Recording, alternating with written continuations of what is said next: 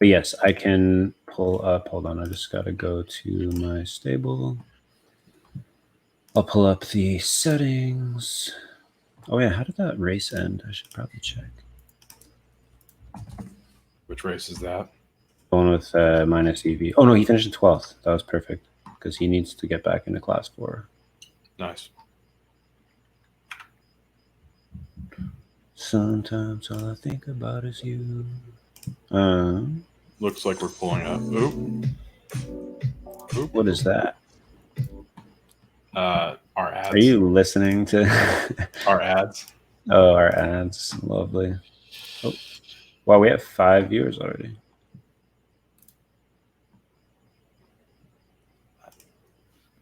I don't see that. Oh, just because I tried to. Yeah, it doesn't show. Like Twitch doesn't update right away. Do we? Are they all 5 of our different alt accounts? Oh yeah, probably. Yeah, exactly. Did I pull up the docs? Okay, here. So I'm gonna have to like bounce back and forth between a few screens once I start trying to do the. Can I show? Okay, so here's the query. Hey, my here's blood. The header. What's going on? Just pulling up some stuff. Hey, what's going on, guys? How you doing? Kind of get set up, but have a lot to talk about tonight, obviously. Yeah, I mean, again, it was kind of. I'll say it wasn't like a surprise drop of new features and changing the racing environment, but it was like not a telegraphed one, I would say. I mean, I knew we were all kind of expecting it, but it would just be nice if like they could be like, hey, we're about to roll out these features in the next like 24 hours, or like give like a date, be like, hey, all these features are ready to roll out. We're going to start doing this. Just as a heads up, like, you know, I mean, like the last one was really bad. Like when they just randomly implemented the no losing class points in a higher class than what you race in. Yeah. They just kind of like did it in the middle of the night when races were already queued up, and like it's just like stuff like that really bothers me. Yep. When it's like all you have to do is be like, hey, we're about to roll out this feature. This is how it's going to change. Like this is how it works, and be ready for that. Yo, what's up, Dragnet? Yeah, I was actually pretty pleased. I mean, we'll talk about it a little bit more as we kind of jump into some stuff, but I was pretty pleased that with the announcement and, you know, outside of kind of the lack of communication about some of the issues this week. Hey, Gags. Hey, Al. How's it going, guys? Yo, what's going on, guys? You know, outside of kind of a... Hey, Alhambra. Nice to see you, man. Little bit of a lack of communication on the issues that they're having, and I know a lot of the issues aren't really necessarily their fault. Yes, I think I'm pretty okay with what's been going on, and for racing to be down and for them to roll some things out, you know, that's kind of gave them an opportunity to do that, whether they were planning to do it this weekend or not. So. Yeah, no, exactly. It's you know, it is nice some of the stuff that they've been doing, like the Band-Aid fix to get racing at least semi-functional is okay. Obviously, the weight and the sporadic nature of how the batches are coming in, and you know, some of them not running, some of them are, and that's not great. It really sucks that the back end is so out of sync, but at least we have something to do now, as opposed to like the previous like 24 to 48 hours where it was just like sitting there with like no real information, nothing really going on. Hey, ZED Run Top, what's going on? And Al, really appreciate the gift sub, man. Oh, thanks, Al. Definitely didn't need a gift to sub to Quest Racing, but I appreciate that. Now you have to gift a sub to somebody. That's right. But no, it's yo, what's up, Sign Media? I can't read tonight. So before we get into it, I just kind of want to go general overview of what we're going to be looking at today. We got a bunch of really nice new graphs from BG. Unfortunately, he couldn't join us tonight, but we have a bunch of heat graphs from, or are they heat graphs? No, they're like more like flame graphs, I guess. I'm going with flames. Yeah, flame graphs. Fire, and KYH can call it heat. I'm going with Flames. Yeah, I like Flames too. So we got a bunch of flame graphs to show you guys, which are pretty sweet. As you guys know, BG does a lot of really great work with those. We're going to talk about fatigue. I actually have a little tutorial lined up for how people can access their exact fatigue from the API. It's really, really simple, and it's really clean. So you can basically pull it up for all of your horses if you want to, and just by like creating a copy of each query. It's really, really easy to do, and it gives you like a much more exact, like, because I mean, if you're looking at it on the website, on the ZED Run site, I should say, and you see the bar, like it's kind of hard to really tell what you're looking at. And doing it the HTML way, I find, is a little bit tedious to kind of go and inspect and go through all of that stuff. So this is just a very simple query that gives you the exact fatigue that your horse is at. What else are we going over? Oh yeah, base ability. So we're going to be looking at base ability a little bit more in depth than what we looked at last week. Last week, I think, was just more of a general overview of our theory, of BG's theory with mean class. And I think that this stream, we're going to go into how we've kind of looked at deriving base ability and eliminating variance and distance preference.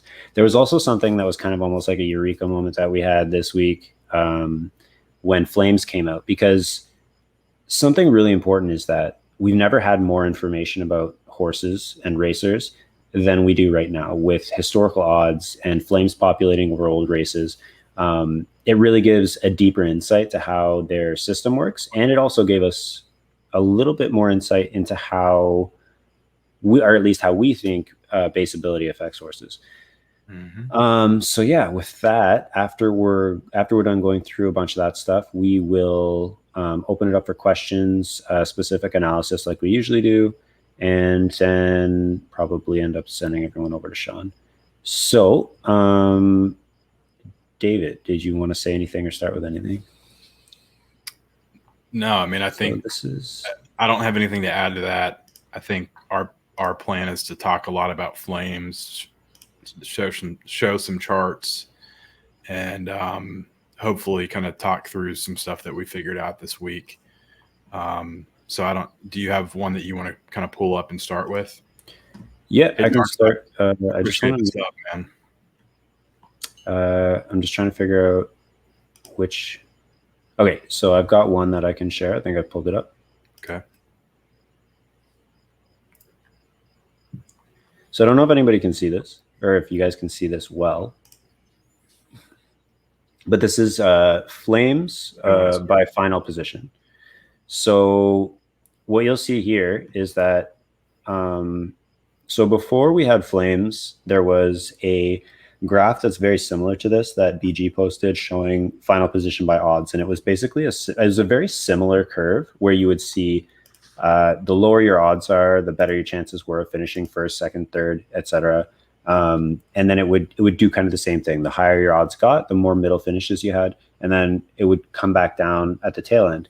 What we're seeing with Flames is that you're actually getting a much more pronounced correlation with first, second, and third, and a lower correlation, even though it does like go down at the bottom, you're seeing a lower correlation at the bottom. So I think this kind of speaks to how Flames more accurately represent distance preference. And this is something that, and David, you can kind of cut in whenever you want, but we've always talked about how, odds are really like a good baseline for performance, but each horse always had, say, like a distance preference that they would perform better at. And really you want to follow the results as much as possible. And what we're seeing from Flames is that they much more accurately will tell you where your horse will be most effective in terms of finishing in the top three. And that's kind of a little bit different from odds because of the way that variance works, where U-shaped distances and U-shaped horses would typically pull really high odds regardless. And even if they had, really low odds regardless. And even if they had really low odds, they would be more likely or just as likely to finish in the bottom three, which we're not really seeing with Flames. I don't know if you had anything to add to that, David. No, but I mean, I would say the curve is still similar though, right? So, oh yeah, it's still very similar. It's just more. It's not as pronounced. It's not as pronounced as, or not as symmetrical as the odds curve is. Mm-hmm. And to your point, I think that has a lot to do with the variance. So yeah, I think this was a good one to start with, because when you looked at odds, it was basically the same, but you had a little bit less visibility into, into exactly what that meant, right? You just you know that generally, if you have lower odds across the board, you either have a higher chance of winning or a higher chance of Ewing, which would be a similarly higher chance of winning. So, hey Sigma, what's going on, man? Hey, Sigma, this is not the right one. Hold on a second. I wish I could. Oh, you know what? I can do something different. I'm gonna go. I did not just do that. Sorry, I'm just trying to organize my screens so that I can pull up everything that's relevant. While CJ's pulling that up, I agree. The racing delays are tough. And it's unfortunately not necessarily a ZED issue as much as a third party issue, as you guys all probably know. Yeah, that's really appreciate the sub, man. And thank you so much to everybody that's subbing right now. We really appreciate that. But yeah, the racing's tough. I mean, obviously it's working a little bit better than it did the last couple of days or the few days before. Sigma, thanks for the sub, man. And looks like we've got a little hype train going. So really appreciate that, guys. No, I think, the thing that gets me is we're about to have a pretty major breeding reset.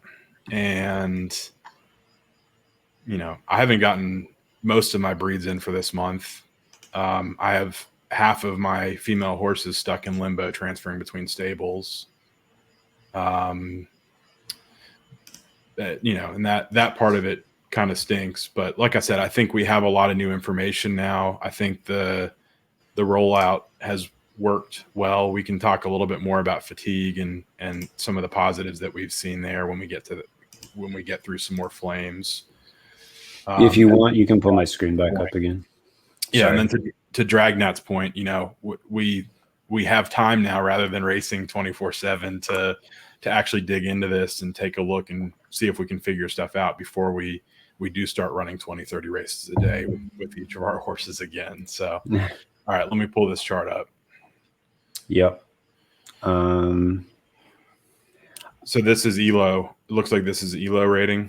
Yeah. So this is flames by ELO, and it actually makes a lot of sense, right? Like the higher the flames, the more often you have flames, the more likely you are to be a higher ELO horse, which means that basically like you're going to be finishing first, second, or third in a higher bracket, the more flames that you have.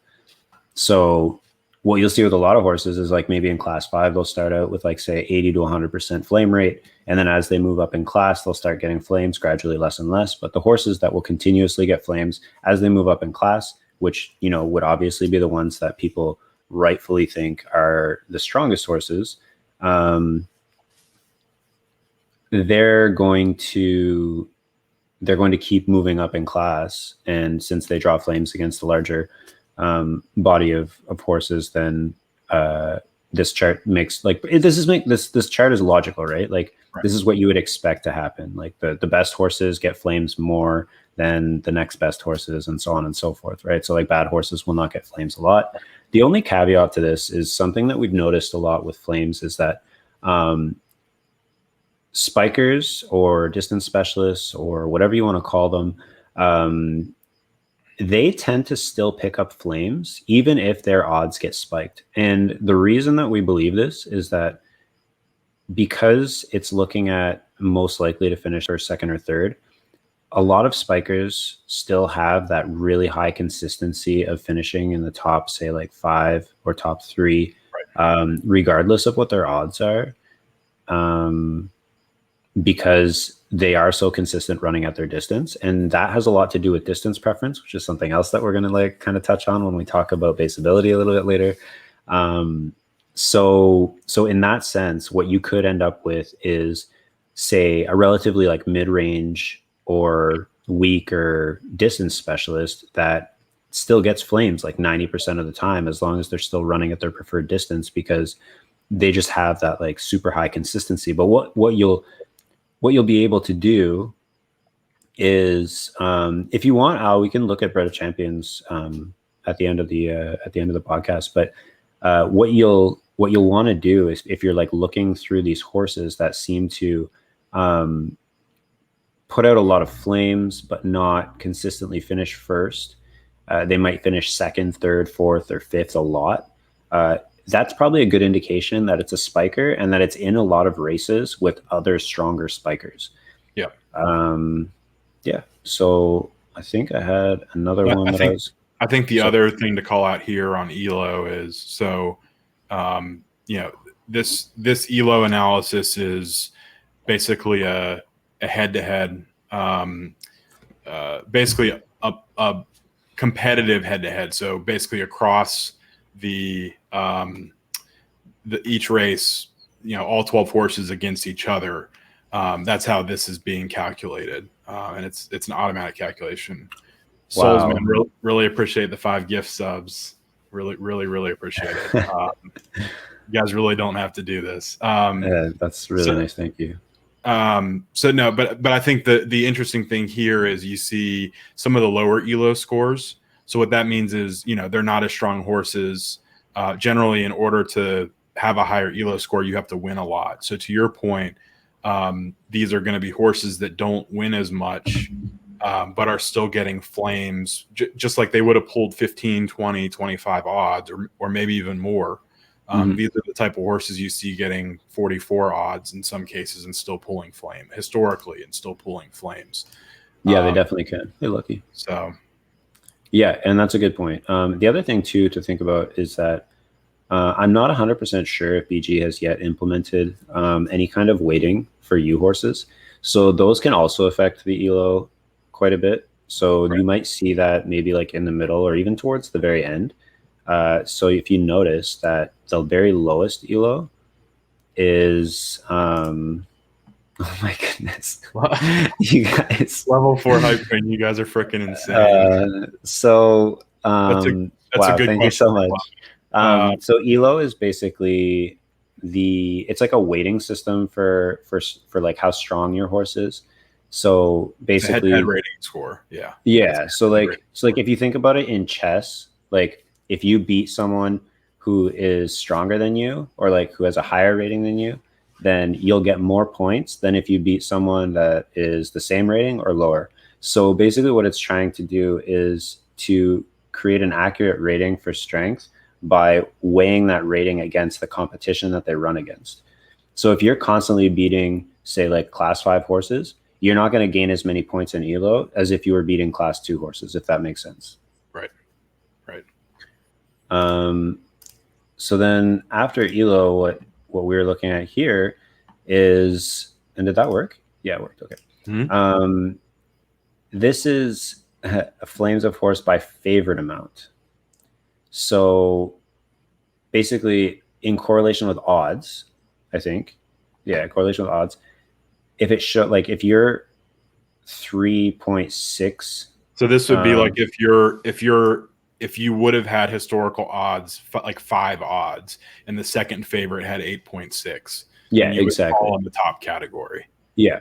And so the greater the favorite you are, the more likely you are to have a flame. Exactly. Well, to win with flames, right? Or is this flames versus? This is just flames versus how far ahead you are. So if you're a very small favorite, if it's like 7.7 versus 7.8, then only I can't read those little numbers, but is it like 80% of the favorites in that case would, so 20% wouldn't? Exactly. So so basically what it's showing is that what we that's right, Souls. Yes, or blue is no flames and orange is flames. So basically what you're looking at is when you're going through race history now, because we're lucky enough to have a ton of race history where we have flames and odds together, a lot of people have been like, wow, my horse has better odds, but he doesn't have flames.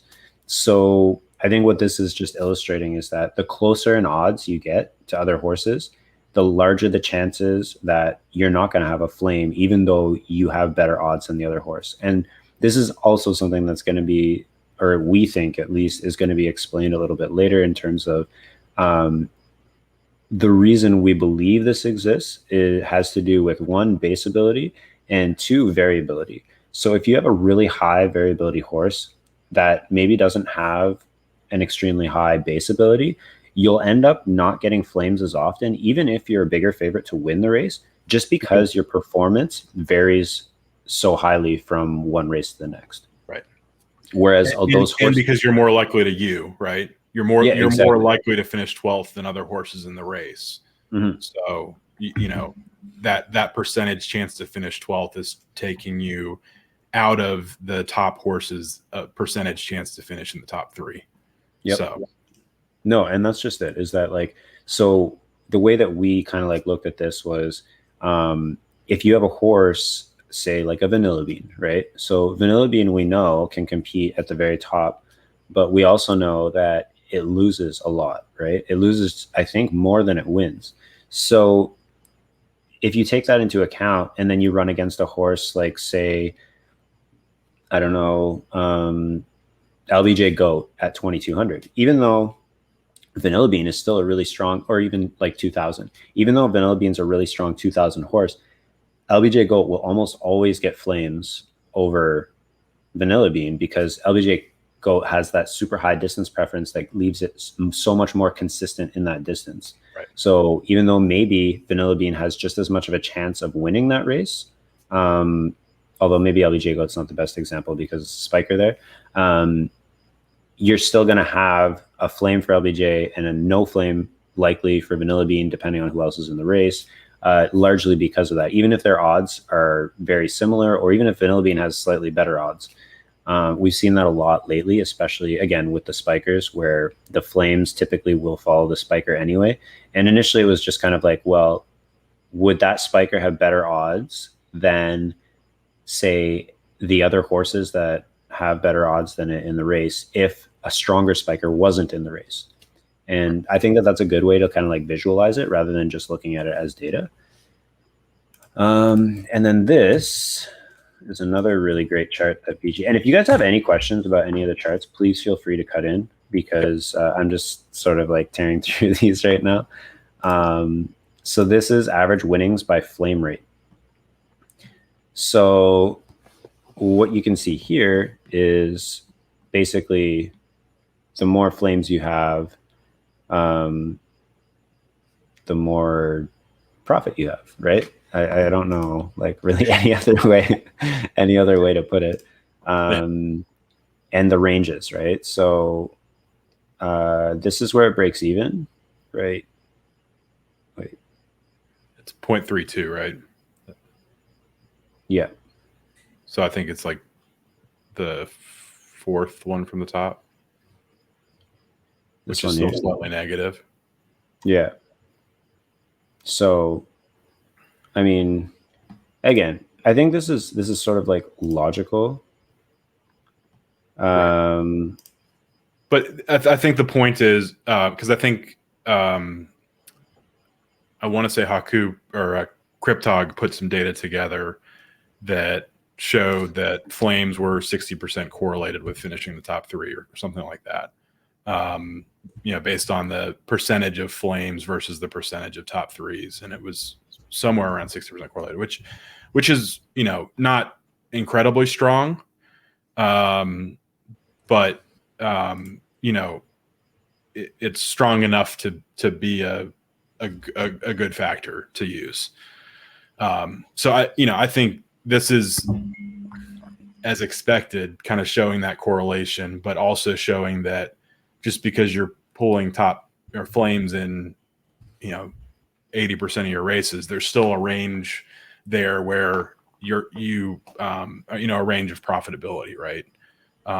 Your floor is a lot higher and your ceiling is a little bit higher, but your median isn't that much higher than, you know, some of the lower percentages of flames. And I think that just speaks to, you know, if you look at some of the horses that we consider the best in the game, right, like a Princess of Power or something like that, I think Princess of Power is only at like 50-something% flames.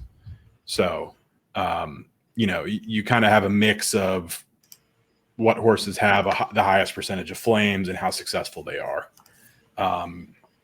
So, and I think, yeah, Lucky, we can dig in a little later. Let us work through some of these charts and talk a little bit more, and then we can kind of jump into some specific horses. CJ, for this one, I think it's Souls. I think it's average overall winnings. I think it's average per race. Is that okay? And then absolutely, Gex. And then Dragnat, I don't think that's the case, but they're different, right? Because odds told you your chance to win, but they were also more representational of variance, whereas flames tell you your chance to finish top 3, and they're relatively evenly correlated between odds and flames, but they give you a better idea of your distance preference, right? So it's just different. It's, you know, different factors. I think, like, used in conjunction, like this just gives you such an incredible insight into your horse, because like before it was such a big discovery process to find, you know, where your horse was going to win the most at if it had low odds, right? I mean, it's kind of unfortunate now because it's like you have flames and no odds, and before you had odds and no flames. But like there's like this very like small window that we have of, say, new horses that, you know, maybe only have 10 or 15 races, that now all of a sudden have kind of that spelled out for them, right? Like if you're getting flames at 14, 16, 18, then you're probably a flat profile horse with very little distance preference. If you're getting them at 1,000 to 1,400, you're probably a sprinter. And if you're getting them at 18 to 24, then you're probably a long distance horse. And that kind of like, if you know what you're looking at with knowing your distance preference, then that kind of gives you a blueprint for how to run the horse almost immediately. So in a sense, one caveat there is that, even if you know your distance preference, there are some horses that have their variance causes them to have more of a natural U shape or a more optimal placement mix at different distances. So the variance kind of overpowers, at least in my experience. I know we've had some debates about this one, but we can debate on the stream another time. You see horses with 50 to 100 races at certain distances that their placement patterns don't necessarily match to their flame patterns as well. And I personally think that's, you know, I think where we've landed is that has something to do with competition and what races those horses are running in. But I think the flip side of that is it's still, if you have a competitive horse, if you have a horse that's pulling a lot of flames, it's just as important to do distance discovery and race other distances to figure out what those placement patterns look like. Because you know, unless you very clearly have a spiker with very strong distance preference one way or the other, which will immediately become evident, you know, there are kind of different ways to run your horses. But, you know, I think the important thing there is that's only if the horse is competitive, right? If you're pulling flames in 30% of your races or 50% of your races, as long as you're racing at different distances and doing that, then you probably have a horse that would have been pulling sub 12 odds or sub 15 odds, more likely lower sub 12 or sub 10, pretty consistently. So, and that was going to lead me to my next point, but I didn't want to kind of jump into that, CJ, unless Yeah, that's you were kind of wrapped up here with some of these charts. Did you have anything else you wanted to kind of talk through with the charts, or anything else you wanted to pull up? No, I was just kind of confirming for souls that it is average winnings per race, earnings per race, I should say. Yeah. And just kind of like building off what you were saying there, a lot of this will always come down to like racing strategy and knowing your horse as well, because, knowing that you have a certain distance preference built into your horse doesn't necessarily tell you exactly where to run, I shouldn't say only because we do know that the distance preference is typically larger the further you get away from 1600 up to 2200, and then it starts to kind of reset again. But the issue with that is that, your horse can have a varying level of distance preference. It can be like super high distance preference like spikers, or it can be like more of a ledge, quote unquote, type runner that has like less maybe distance preference and more base ability. And the thing that you have to kind of find out for yourself is just where on the hierarchy in each of those distances your horse falls. Because let's just say at 2400, which is where a lot of the long distance spikers like to run, your horse can't compete with the best spikers there, but they like to run there a lot.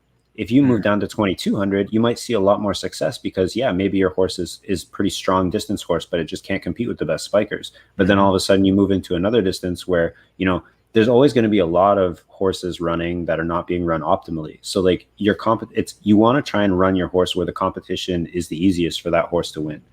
And for some horses, that's going to be at their highest distance preference. And for some, it's going to be closer to the middle because there's less of those horses that exist. Right. And sorry, I just wanted to kind of add that into the conversation. Yeah. As far as the charts and stuff, I'm done showing the flames chart for now, unless anyone else wanted to see any of those flames charts that I had pulled up before, then I am going to close that down. If there's anything you wanted to share, or if you wanted me to go into the fatigue discussion, we could go into that as well. No, so let's give people a minute to drop questions or comments. Sure.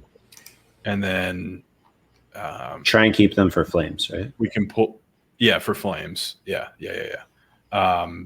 And so we can, but I think the one thing I wanted to say is there's been a little bit of debate in the community about, the value of flames versus the value of odds. We touched on it a little bit earlier. There's been a debate about losing odds. There's always been a debate. And I think we were all worried about what that was going to look like.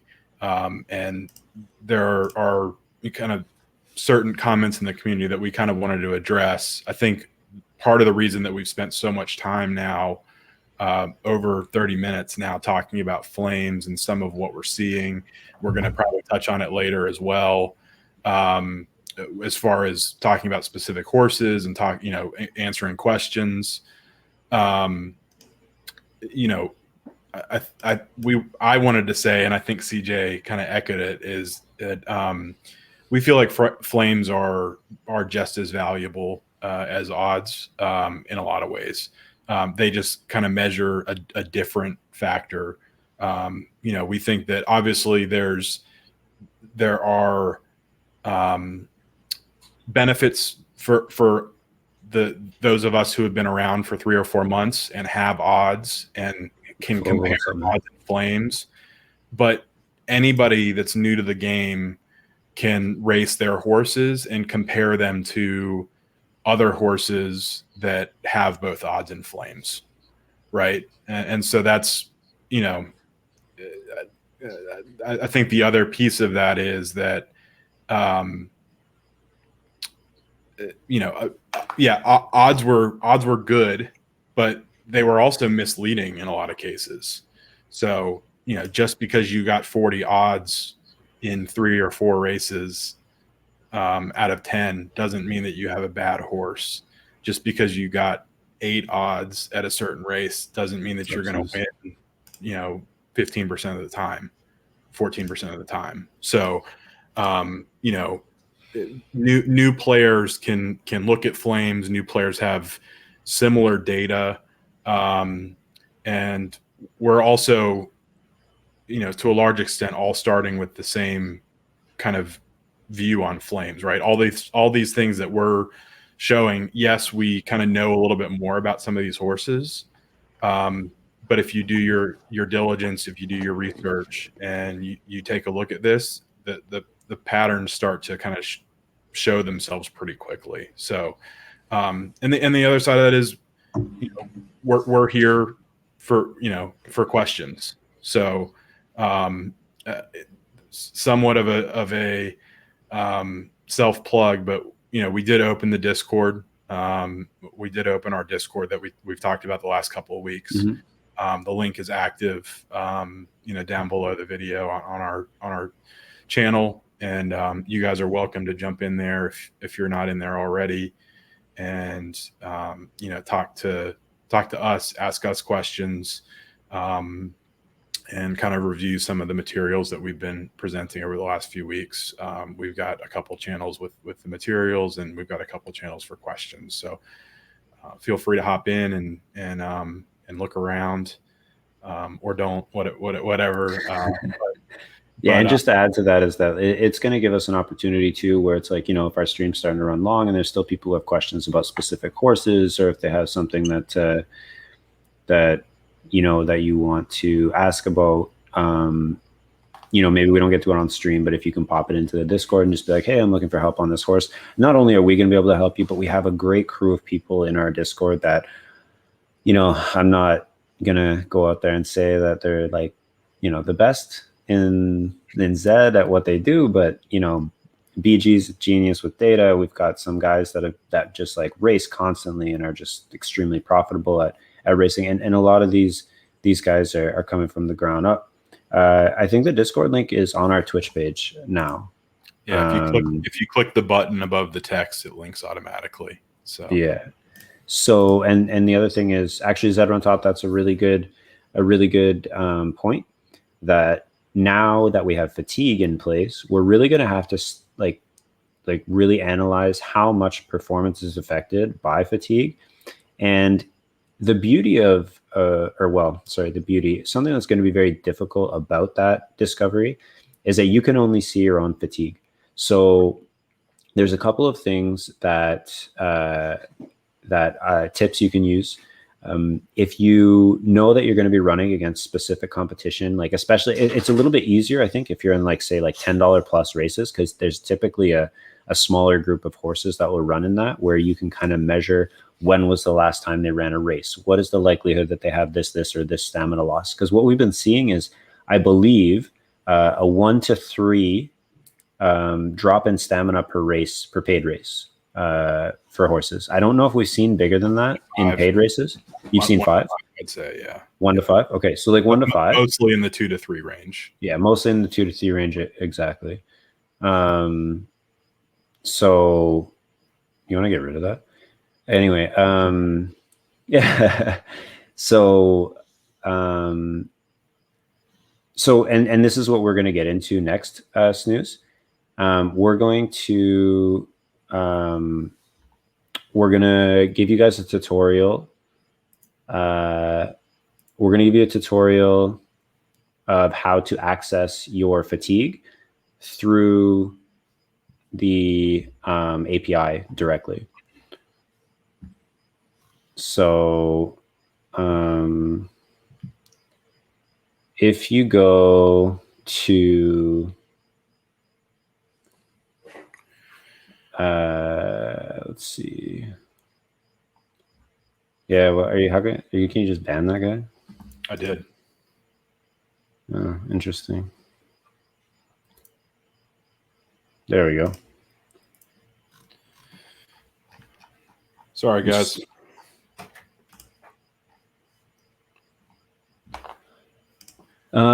Yeah, so sorry.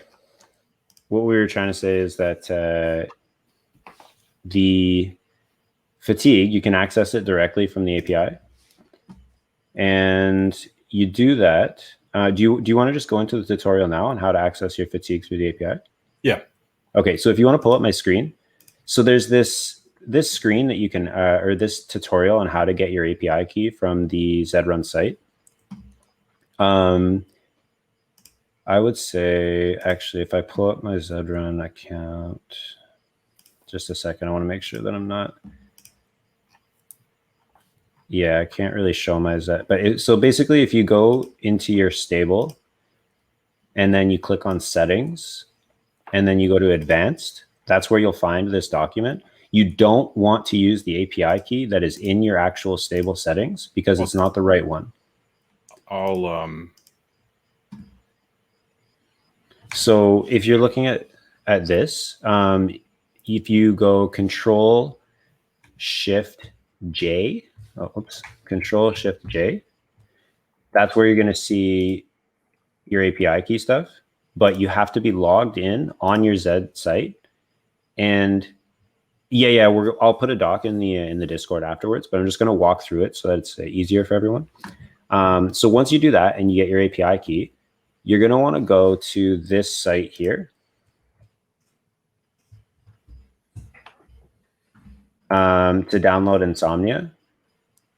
And which is the same site in the official ZED document. So is it? Okay, so I didn't see that.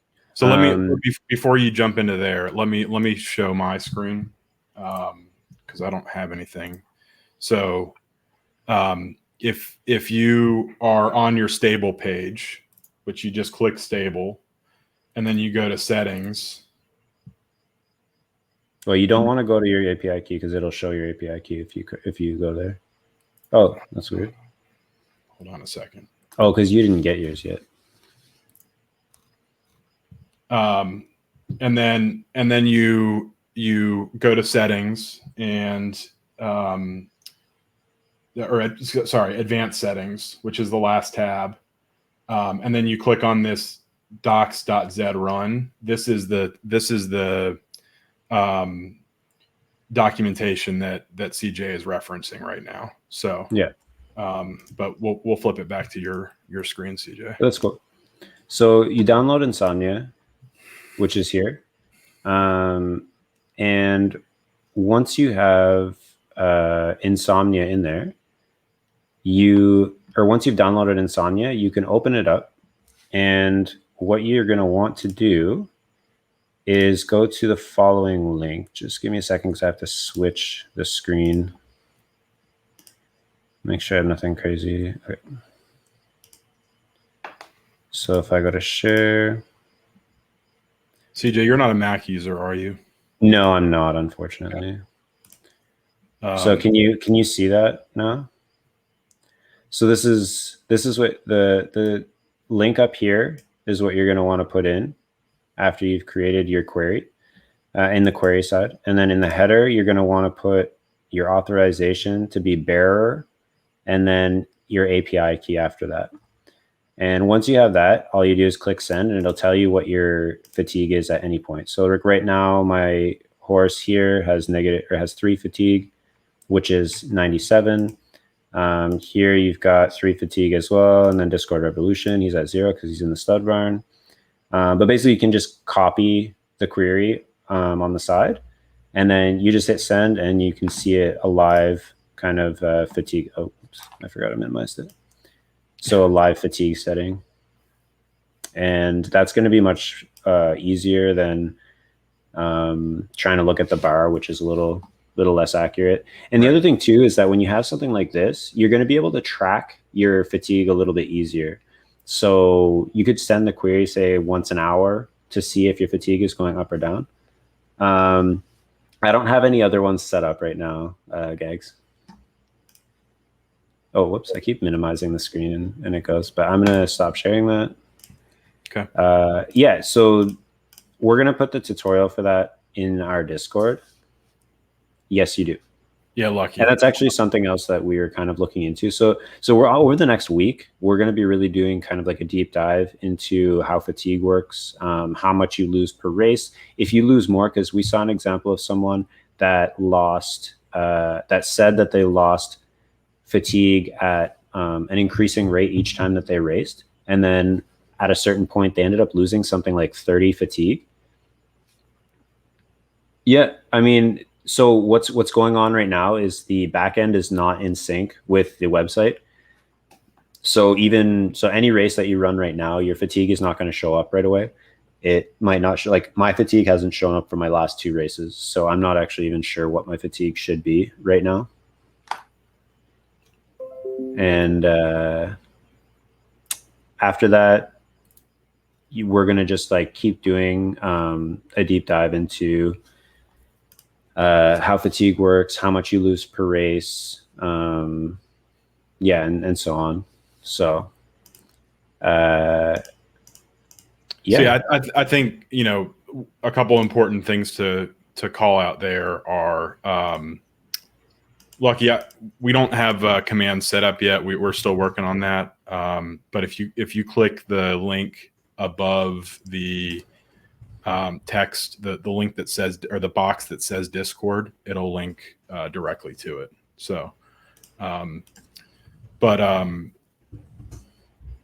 for on fatigue, you know, the question was, do you lose more? The answer is definitely yes. You know, we've seen some people losing 50% per race, some people losing 100% per race, for free races only. And my hypothesis is that's because they're trying to go to a system where, rather than having the free races lag for 6 to 8 hours, or kind of be delayed for 6 to 8 hours, so you can't run more than 3 or 4 a day. You know, they're going to a system where potentially there will be more free races available, and your fatigue will dictate, you know, how many free races you can run per day. And it also, you know, disincentivizes good horses from running free races in addition to their paid races. And Crisis, that's right. So, you know, what we've seen is there are horses that, you know, we're still testing a lot, right? Because we obviously can't enter a lot of races right now. We can't race a lot of horses, but the fatigue loss for different horses is somewhere between 1 and 5 points per race.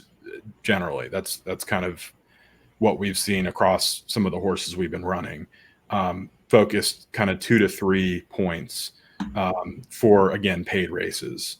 And the question is, does distance impact that? Does, you know, class impact that? Does you know, the speed that they're running at, or their finishing time, does it influence that? We still have a lot more testing to do there. So, and I think, you know, the questions about why isn't it showing up, to CJ's point, the back end is not working as well as it should. Some of the blocks are desynced. So, you know, if those results aren't synced with the ZED site, then you might have your class score not equal what it should, or your fatigue not impacted, you know, or a bunch of different things. But that the reason that you might have finished a race but not have the fatigue show up is because the block that race sits on hasn't been processed on, you know, for showing up in your stable or in your horse's stats. So hopefully, you know, if ZED rolls back to where they were last month, or figures out a workaround, or the, you know, node provider or graph fixes what's desynced, then we should start to see things get back to where they were last week. So Crisis, I don't think that we've found any correlation yet between distance and fatigue loss. I think it's a horse stat, not a race distance stat, because I have a horse that is more of a sprinter, and I ran it in 2 sprints, and it only lost 1 stamina each time. And then I had a horse that was also a sprinter that lost 3 stamina for a 1400. So I think it's more specific to the horse than it is the distance. because I also have the same horse I've run in an 1800 and it still lost the same amount of stamina. But I think we're going to know a lot more about stamina loss, about how it's affected by the amount of stamina you have when you enter a race, all of those things in our next stream when we've had a little bit more time to go through the data. And the problem with fatigue, and I mentioned this before, is that because you only have the stamina or the access to the stamina of your own horses or whoever is willing to share their stamina with you, it's a lot harder to grab a larger range of data on stamina. So we're not going to have an easy enough time that we're not going to have an easy time trying to learn different things. Like some of the stuff that came to mind immediately with stamina, for me at least, was, is stamina a stat that is passable through breeding? Is it not? Is it affected by genotype? Is it affected by Z number? Is it affected by gender? Like all these different things that, you have questions about that you can't really look at a broader range of data because only the person who has access to the horse is able to check those numbers. So we know that stamina recharges really slowly. There's theory out there. BG was saying that he thinks it might be on an S curve. It's really hard to tell this early exactly how it works. But we're definitely going to be tracking that all this next week, and we'll have more details for you guys the next stream on that specifically. Yeah, it's tough. It's tough only being able to run a few races a day to figure out what that actually looks like. Right? Yeah, all I want to do is run races. Like I'm literally shaking. I'm going through withdrawal of these races.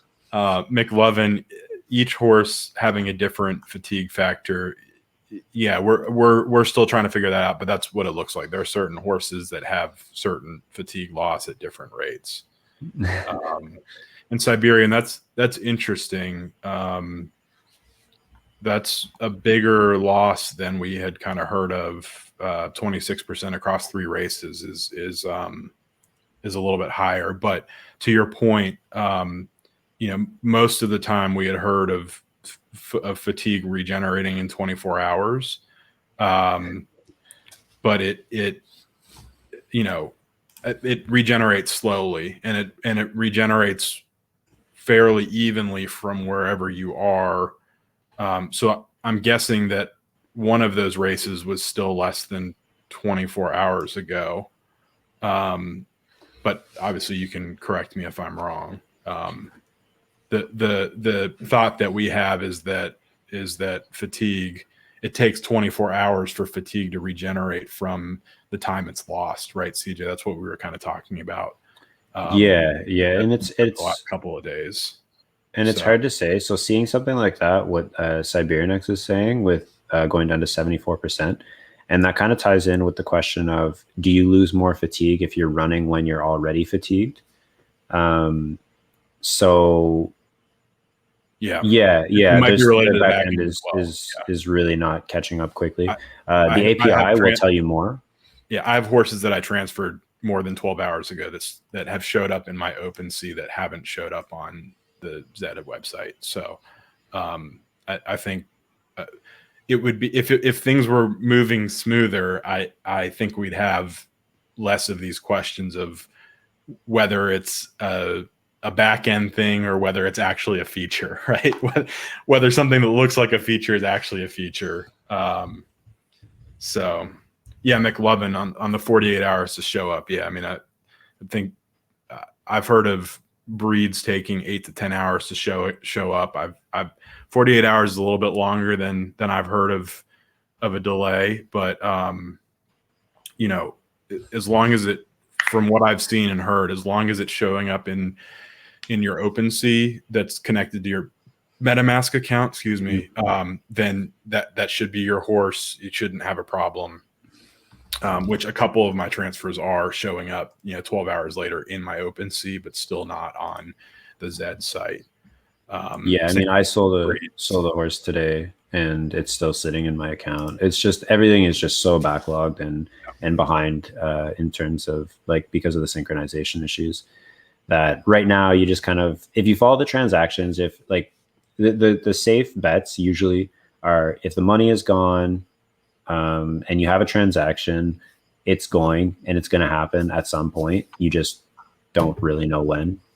It's usually like it's the same thing that they used to talk about with like breeding when it was kind of glitchy, and with racing in the same way. It's just if the money leaves your account, typically that means that the transaction has happened, and it's just the back end that's trying to catch up to that, or the block hasn't been processed.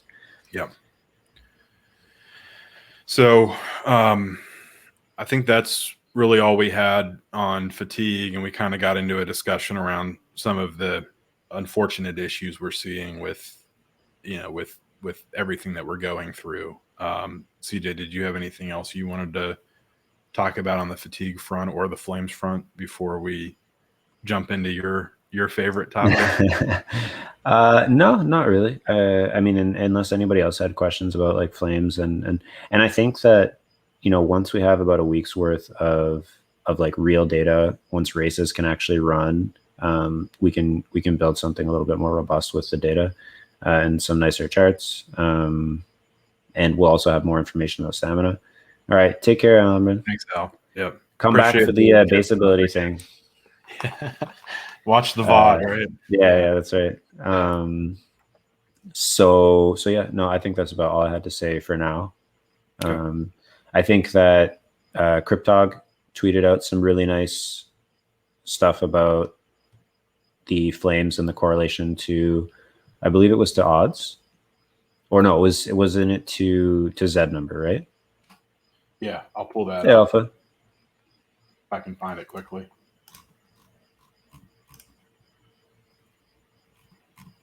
Almost time, Lucky. We're just going to run through one more topic, and then we will get to any questions about horses. We're happy to analyze horses on stream, or any questions about ZED in general for any new users or for anyone in general, I guess. But I think that what David is going to pull up is just something that Cryptog had tweeted out earlier about the correlation between Z number and breed type, and it was just the correlation with flames, I believe.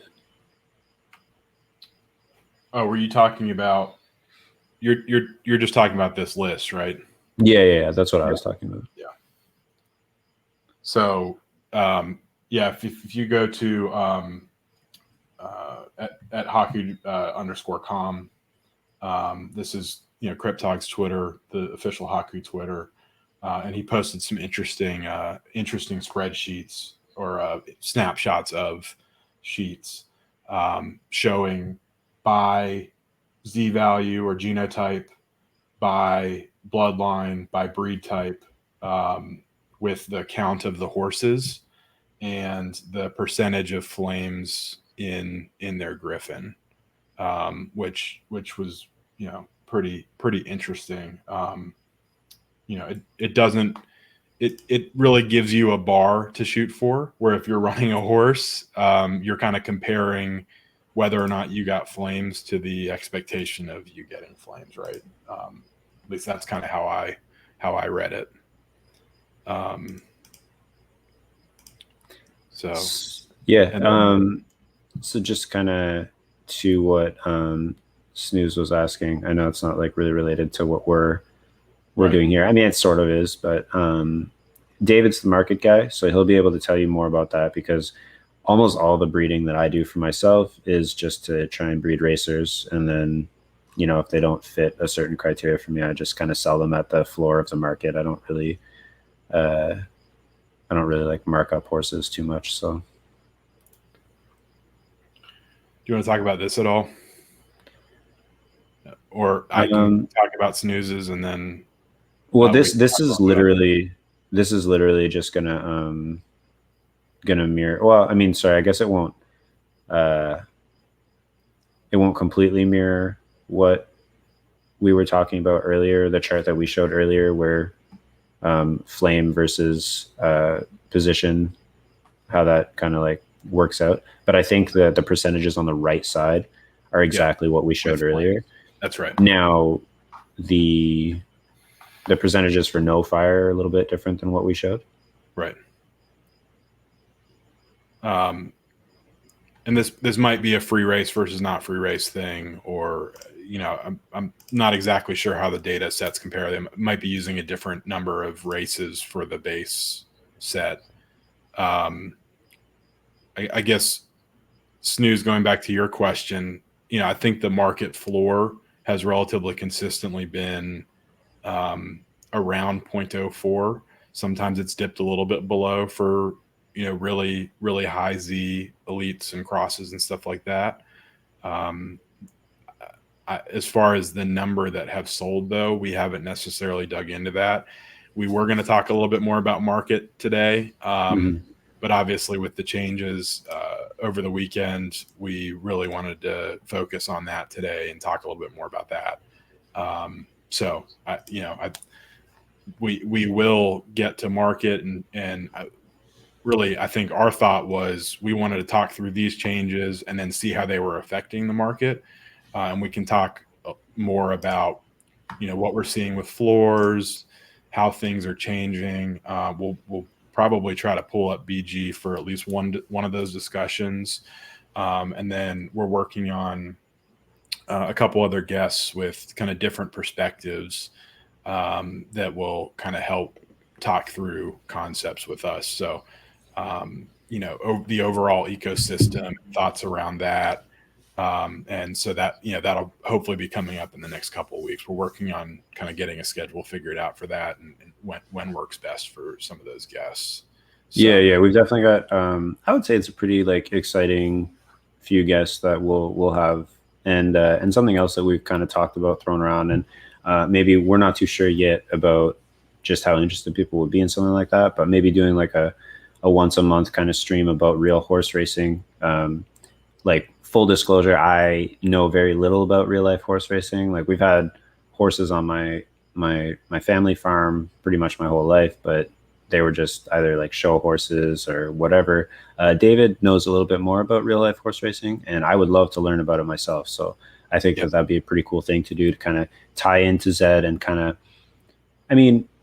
ZED is ultimately a computer game, and it's a blockchain game, and there's going to be a lot of things that don't just translate into real life, but there's also going to be a lot of things that ZED is modeled after that come from real life horse racing. So I feel like there is a way to tie that in and kind of learn about real life horse racing and kind of see where ZED might want to go in the future, or what they're trying to achieve in building this ecosystem. But anyway, that's kind of an aside, and I tend to ramble if you guys have been here a few times. That's a good lead in, or not a lead into the next topic, but something that's good to call out, because I think we will. Obviously, we like to talk about ZED, and we spend a lot of our time on ZED, and we're going to try to present as much information as we can on ZED. But there will definitely be an element of comparison to real life, even if it is kind of covering both topics. Especially as we get closer to the Breeders' Cup this year, we'll start to have a few more streams about that. It won't be super often, because obviously we know most of you guys are mostly, or if not entirely, interested in ZED, and we don't want to distract too much away from that. But we think there's some interesting parallels, and so we don't think the data says that things mirror real life as much as some people hope they do, or wish it would. But we can talk more about that too. So, and McLovin, that's I think there are people that have racehorses that would say the same thing about their racehorses, that they're not racers. So just like we have ZED horses that aren't racers, but that's right. If as long as the grandbaby loves the horse, that's all that matters. So feed them lots of carrots and apples, and everybody will be happy, right? So Gag's not a breeding stream today, but I appreciate your question. We can save that. We'll have a little preset Twitch feed from BG that we can walk through on our next breeding stream for that. So Good question, but we're gonna table that one. So, CJ, do we want to talk about base ability, or do we want to pull up? I guess the last thing to say about this chart is it does show kind of what we were talking about, where if you have fire, you're much more likely to finish in the top 3. You're also slightly more likely to finish in the bottom 3. Sorry, I just saw Gag's comment. Yeah. I was trying to pull up some other stuff for the discussion. So I'll drop my screen, and then we can talk about base ability. Dark side, yeah, I think we talked a little bit about how flames can help identify distance preference. I think there's a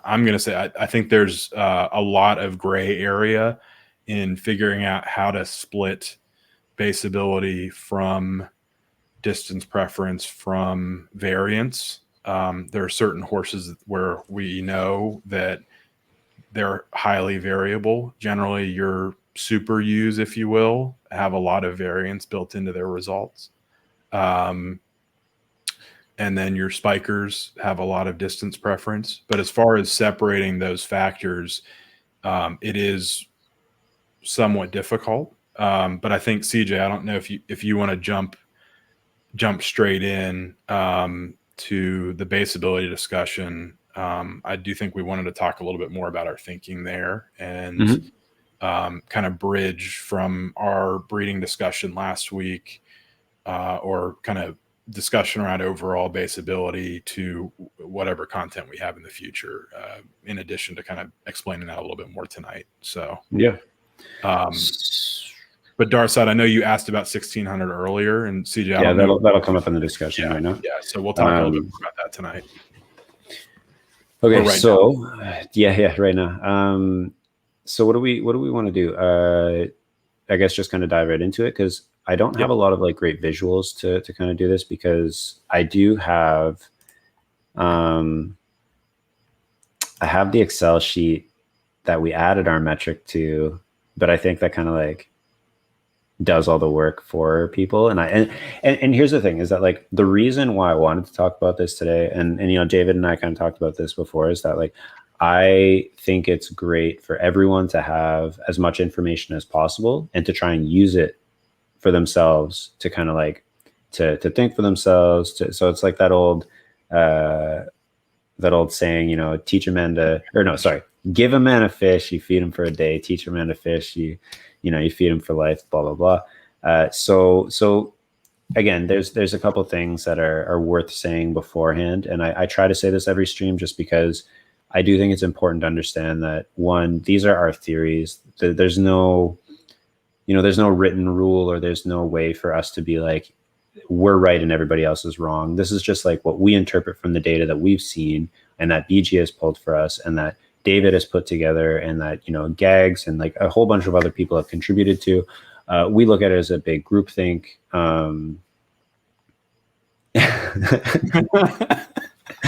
Exactly. Yeah, that's right, Darsad. It's a little darker. I like that one. Yeah. So I just feel like that needs to be out there, because at the end of the day, I think our goal as a group, or at least for David and I, is that we are just looking for the best way to do everything in Zed. So we want to look at the best breeding, we want to look at the best racing, we want to, you know, look at the best way to use the market, all of these other things, how to read races. And then I think that growing the game, at least in the short term, it's really good for that information to be out there, because with the way that they've changed breeding cycles, with the way that they've taken away odds, the more people that can be doing this stuff, like the more information that we're going to have, and maybe the more of a chance that someone out there will be able to give an idea to us, to be like, hey, have you looked at the data this way? Hey, have you looked at the data this way? That's mostly been all I've contributed at this point, because I'm not as big of a data guy as like David and BGR. But I think that it's an important part of discovery, is being able to get other people's opinions, other people's viewpoints. Oh yeah, thanks, Leaf. Appreciate that. So to get into the base ability discussion, I think what BG kind of found with the mean class and how it relates to base ability was really kind of like eye-opening for me, especially because I think before that we always kind of had the view that like obviously Z1s are the strongest and Z10s are the weakest, and that correlation was always going to make a lot of sense. Um, what what the mean class kind of opened my eyes to is that like, you know, if you're a class one horse, it makes sense logically that you're going to have a higher base ability in most cases, right? Like if you're able to stay in class one, if you're not going to be dropping classes. Um, so the caveat to that is that there are horses with such a high distance preference that it masks their base ability, right? Because if you look at it as you have base ability, and then you have a modifier, which would be variance, right? And say that's a scale. Um, let's look at variance as if your horse has 5 base ability and it has a variance of, say, 5, then it can perform at a 10 or it can perform at a 0 in a race and anywhere along that spectrum. So if you look at it that, and this is like a really, really simple example. I don't know that the formula is actually that simple, though it wouldn't surprise me. The Then if you take the variance from your horse and then you factor in distance preference. Now, we don't know 100% whether distance preference is additive or multiplicative. But basically it's like a modifier on your base ability and it increases it by a certain amount. So let's just say you have 5 base ability. If your distance preference is 5 at 2200 or at 1000, you would have 10 base ability, so to speak, and then that would be affected by variance. So if you only run your horse at its preferred distance, it's going to make it look like it has a higher base ability than it does, like from its results, right? So, and that includes like the variance. So what we kind of looked at, and initially there was a couple of different ways of doing this thrown around, but we looked at something called a folded score, a folded placement score. So what that is basically just taking the placements from both both sides of the spectrum and kind of like folding them into each other, right?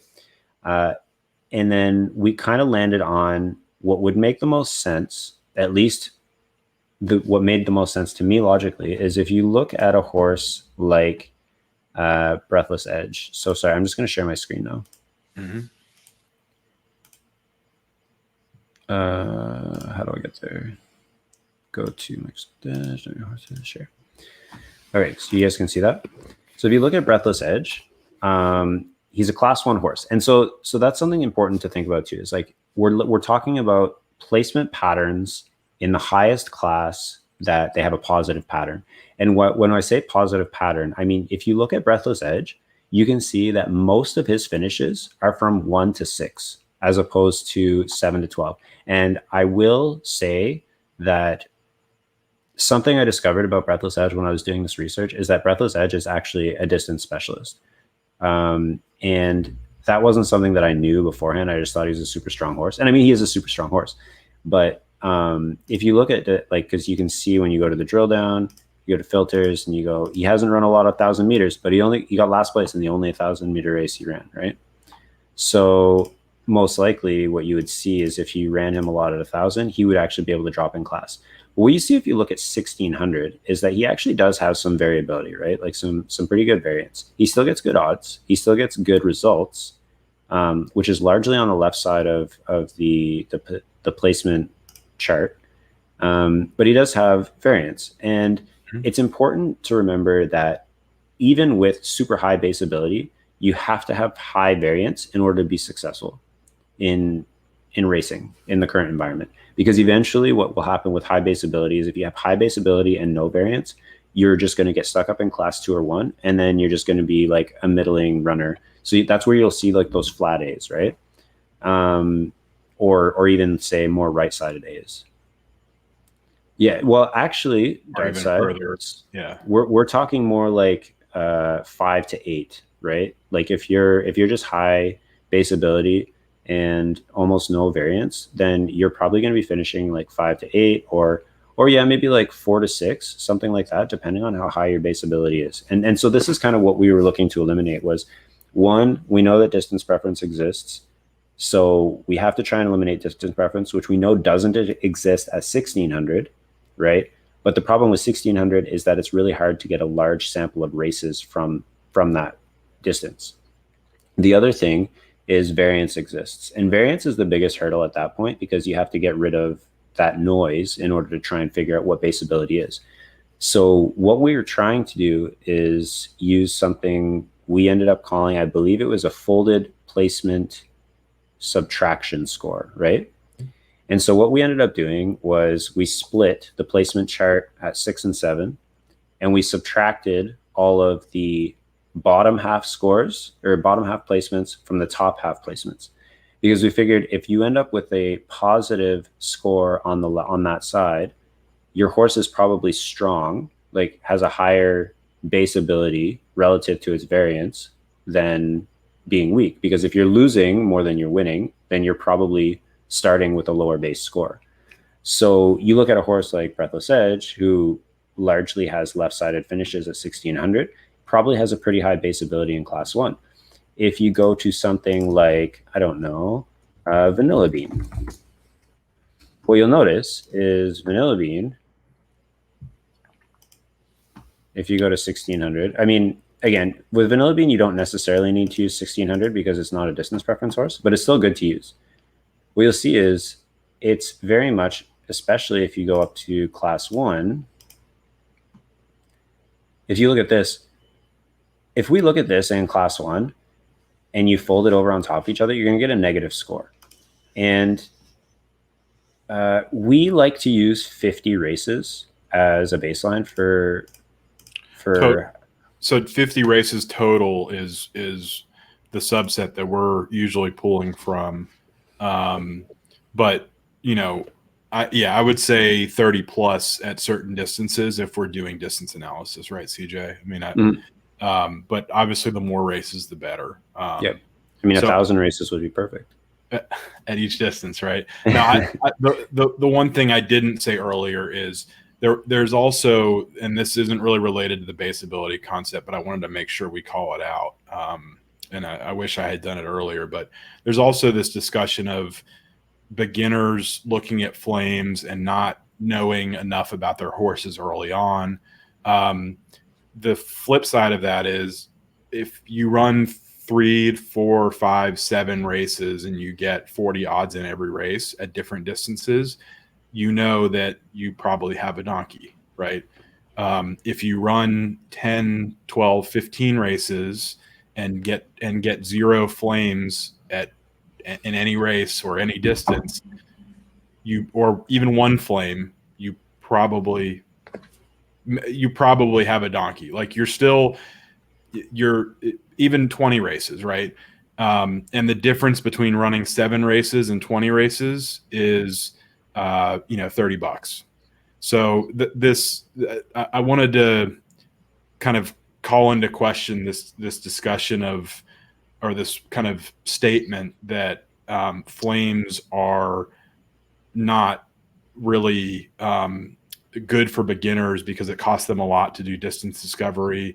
It's not. If you're still running $2.50 races, we're talking a difference of maybe 10 additional races, maybe 20 additional races at the most. And then that's $50, right? And if you get some placements or you win a race without a flame, then we're talking even less money from a loss standpoint. And so you can still pretty quickly figure out if a horse isn't getting any flames, then probably not a great horse. That said, depending on your placements, and that logic only works if you've tested 3 or 4 races, 2 or 3 races at several different distances. If you're only running 2 or 3 distances and you don't pull flames, that doesn't mean that at longer distances or middle distances that your horse doesn't have a preference there. I think your internet might be having some problems. I think the whole screen went kind of fuzzy and you're cutting in and out a little bit. Okay. Am I better now? Yeah. Okay. Maybe it's just my internet. It might be you. Yeah. So no, again, I just wanted to call that out. You know, I think there's a little bit of a debate. Obviously, it does cost a little bit more money, but if you're buying a horse for $200 Thanks, guys. and you're, you know, spending 30 or 40 bucks to race it, that seems pretty reasonable to me.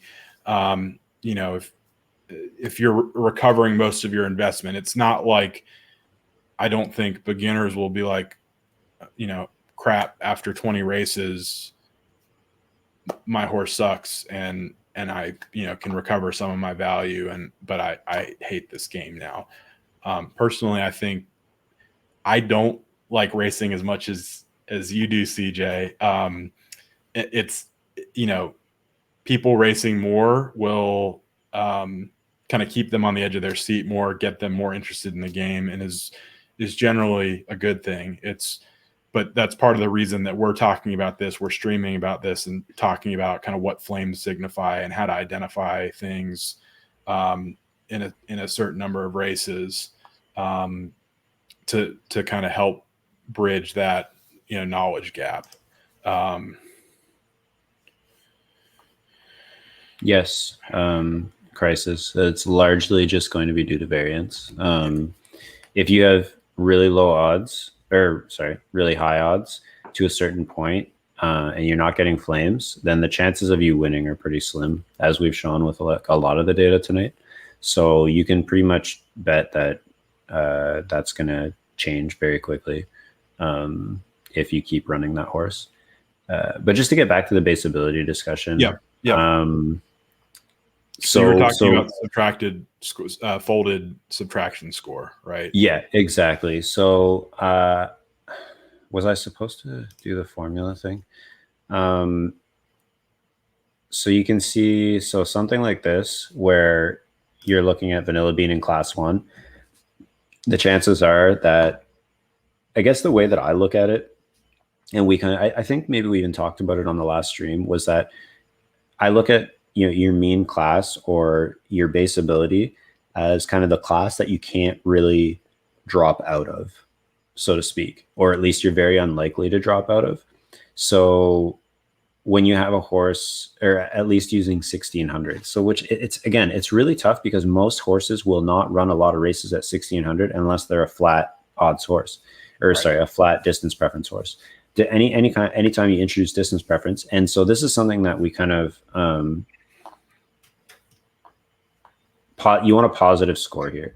So basically, if you, I mean, you don't even need to, so we have a weighted score that we use that we kind of developed as a variable to help us identify high base ability horses. But even if you don't use a weighting score, if you just subtract all the 12ths from the firsts, all the 11ths from the seconds, and all the 10ths from the thirds, and so on and so forth, and you end up with a positive score, that's probably a good indication that your horse has a higher base ability than wherever it's being, or a higher base ability than average than where it's being run at. Right. So if that's in class 3, well, then it's probably got a class 2 kind of like base ability base. If it's in class 1, then you probably got one of the strongest base ability horses in the game. And so on and so forth. So like, just to kind of contrast that, like if you see Vanilla Bean here, this is class 1 for Vanilla Bean at 1600, right?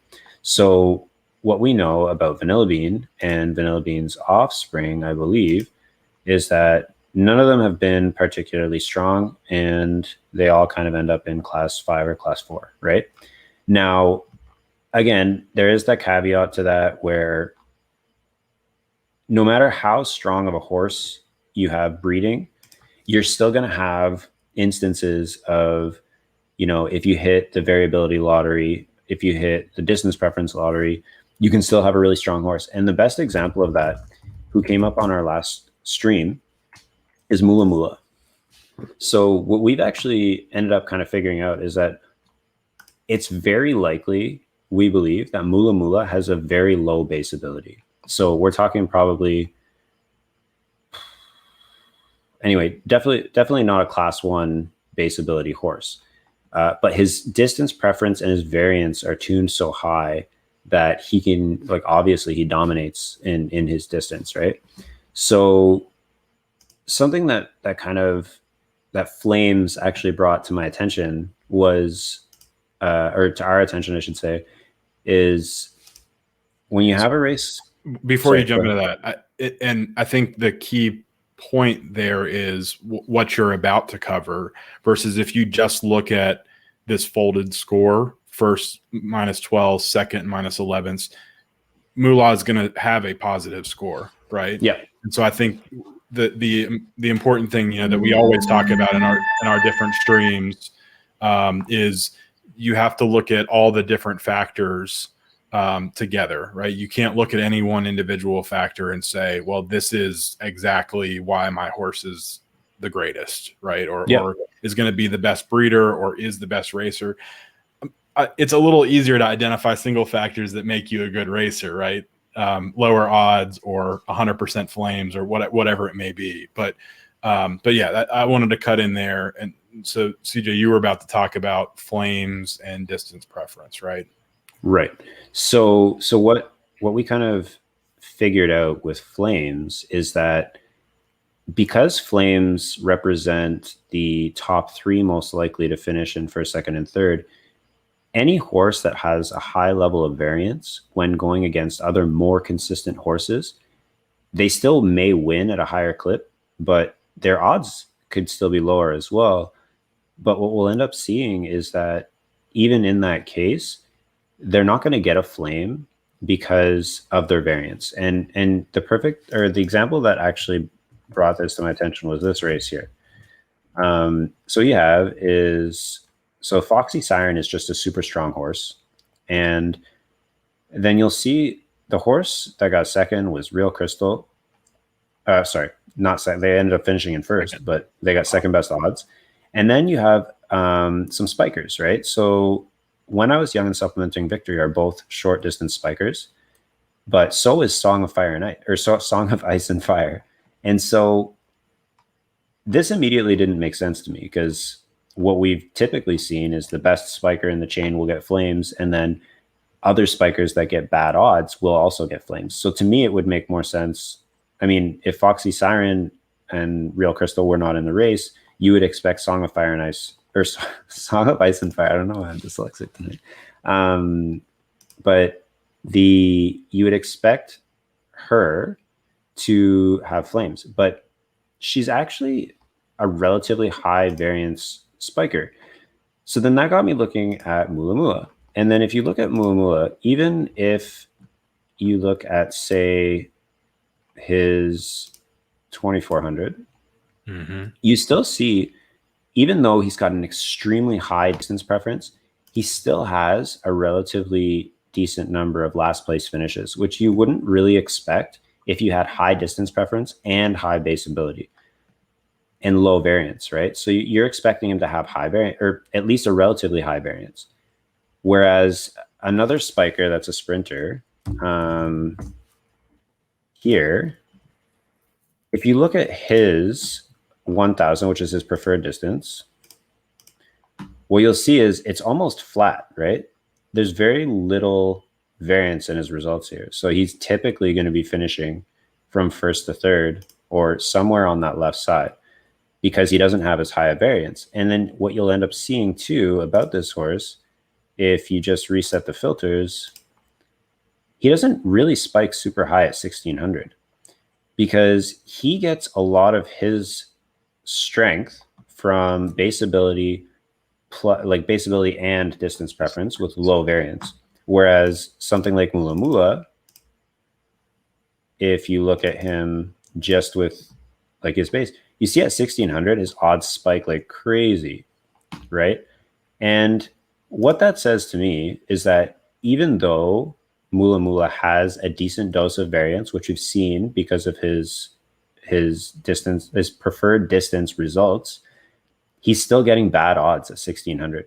So if you have a decent amount of variance, but you still get bad odds at 1600, the chances are that your base ability is pretty low. Because if you have high variance with high base ability, you're going to get good odds. Like that'll happen. So I think this is kind of something that came up in our last stream where someone was asking if Mula Mula was weak because they got high odds at 1600. And typically I would say no. So Mula Mula's children have been pretty weak, actually. I'm pretty sure. Yeah, 25 odds, 39 odds. This is just one race, the Griffey, 15 odds, 45 odds, 19 odds. And now, again, this all comes back to kind of what we were talking about before, where people are paying, like, I don't remember what Mula Mula was in stud for, but I've seen like some of the best racers in stud for like an ETH or 2 ETH, 0.5. And it's just really important that, you know, especially early on when you're still doing discovery, you don't want to be paying these huge premiums for horses, especially if you don't really know how strong they are. And that's why, like, the safe thing to do is, like, first of all, you know that the correlation between Z number, Z number and Genesis, I should say, is pretty strong. So typically speaking, if you're studying with a Z1, you're going to have a higher base ability to stud with. And it comes down to two, like, what your goal is. Like, do you want to have the best racer possible? It's going to make most of your offspring perform worse in the current race environment because you're racing against much more difficult fields. But you're not going to really have a chance. Well, I shouldn't say you don't have a chance. Like, again, Vanilla Bean, like horses like Vanilla Bean, horses like Mula Mula, they kind of show that variance and distance preference right now are extremely powerful. So, like, they can take something that has relatively low base ability and turn it into a monster if you win the lottery when you're breeding.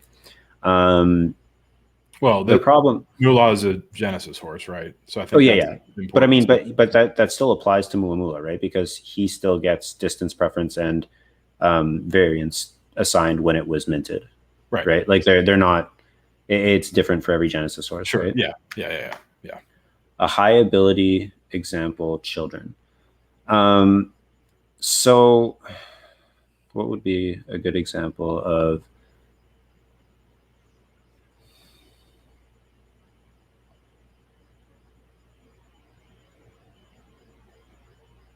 Yeah, of course. And again, this is, sorry, relatively low.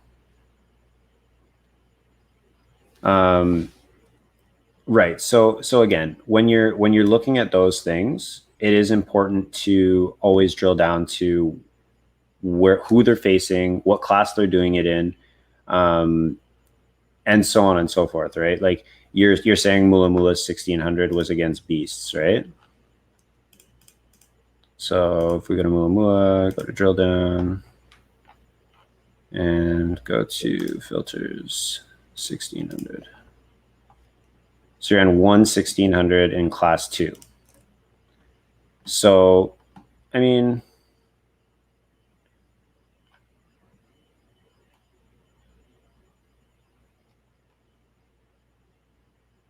Snow King strong.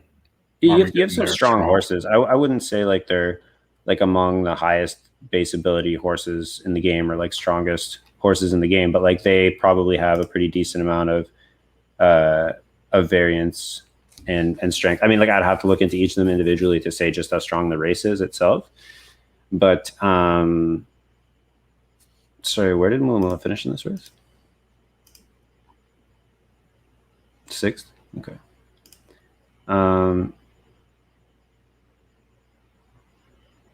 Oh yeah, but that's because Mula Mula is like an extremely high distance preference horse, so he's mostly run in everything outside of 1600 after that, right? High base ability score. Who is your stud? What do you mean by that, outside?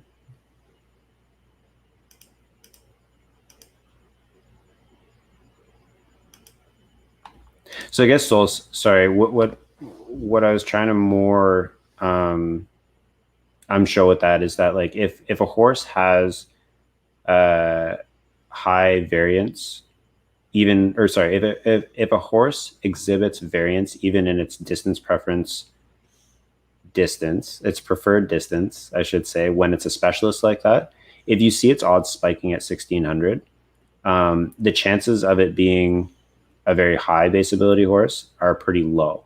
So I guess I should say you're right in the sense that we don't necessarily know exactly how low Mula Mula's base ability would be just based on that one race, but we know it's probably not very high. Base ability, a high base ability stud. So, I mean, Oh, you know who we could look at for that? This is, I think Gags has mentioned before, he thinks that this might be one of the highest ones. So you look at Star Strider. I think it's a female. Oh, is Star Strider a female? Yeah. Oh, whoops.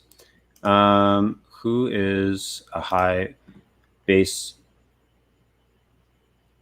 Okay, yeah. So I could just show you a high base ability horse to look at. So Star Strider is a perfect example. If you look at 1600 for Star Strider, you know, if you did like the folded score here, you would see a lot more, or a very positive score, I should say. And actually, what I'll just do is I'll just bring up the spreadsheet because here, because I have all the scores for all of the horses in the game. Let's go to races.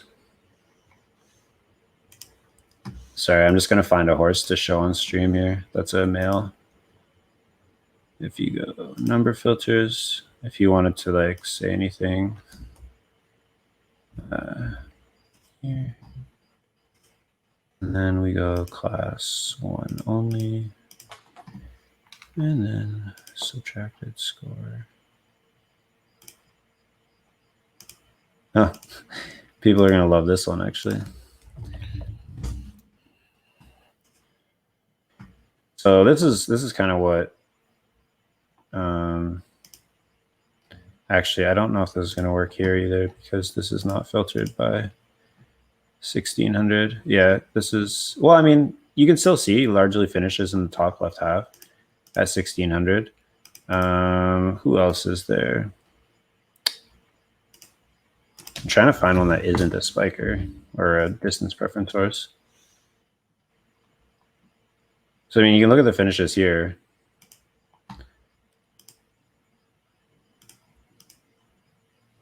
So this is, I think this is a good example right here. So Cougar. Cougars. Is it not showing up? Oh, I did it on the wrong page. Sorry. Right here. This is Cougar's 1600 results. You can see that, you know, he doesn't have the best odds in the world, but at 1600, Cougar's pretty much always finishing from 1 to 5. So, I mean, to me, that's a pretty good indication, especially in class 1, that you've got a really strong horse because you're taking out distance preference. That's not going to be added to the equation. And when you're accounting for variance, which you try to do by, you know, folding the results in on each other, you're going to have an extremely positive score on the left side. I don't need to word good. Thank you. Yeah, I mean, you can check. So, and again, I think one of the biggest things to look at for children is that you're going to have the base ability for a foal is going to be the average base ability of the two parents. And then and then on top of that, you're adding in variance and after that, do you want to pull up the kids for Cougar? Yeah, that's what I was just gonna do. Yeah, sorry. So here you've got Senda. It's a Z3. It's a class 1 horse. Here the Bomb, class 2. Maserati's class 2. Mystic Alice is class 3, but it's an exclusive. Blue Cadet. These odds aren't great, but again, that more speaks to the kind of RNG that goes into breeding, right? So, but you do see a couple lower odds kids in here. You also see a lot of unraced horses, and you get you obviously get racing ability from both parents, right? So, I think you skipped over a couple. I mean, come at me, bro. If you go up a little bit, this is a pretty strong horse. Sorry, what did you want me to look at? Rinks Booney was another one. So you know, you see several of these kind of 8 to 10 odds horses show up with more than 100 races. You got Blueberry. Blueberry's a monster. Linda Honey's a strong one. Yeah. But one thing that you'll notice is like a lot of these horses, especially the ones that are legendaries, are up in class 2 and class 1, like even with bad odds and stuff. And chances are a lot of them would not be able to drop much lower than that. Right.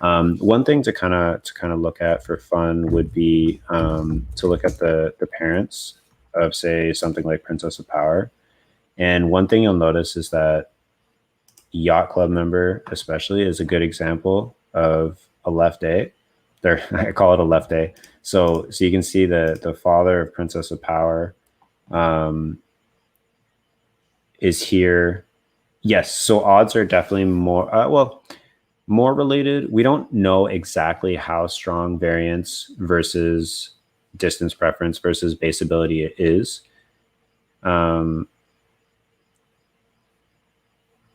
But we believe in the current racing environment that variance and distance preference are bigger influences on your racing ability than base ability is. On your ability to win. Yeah. So like your ability to finish in first to third and say 9th to 12th is more about your variance and distance preference.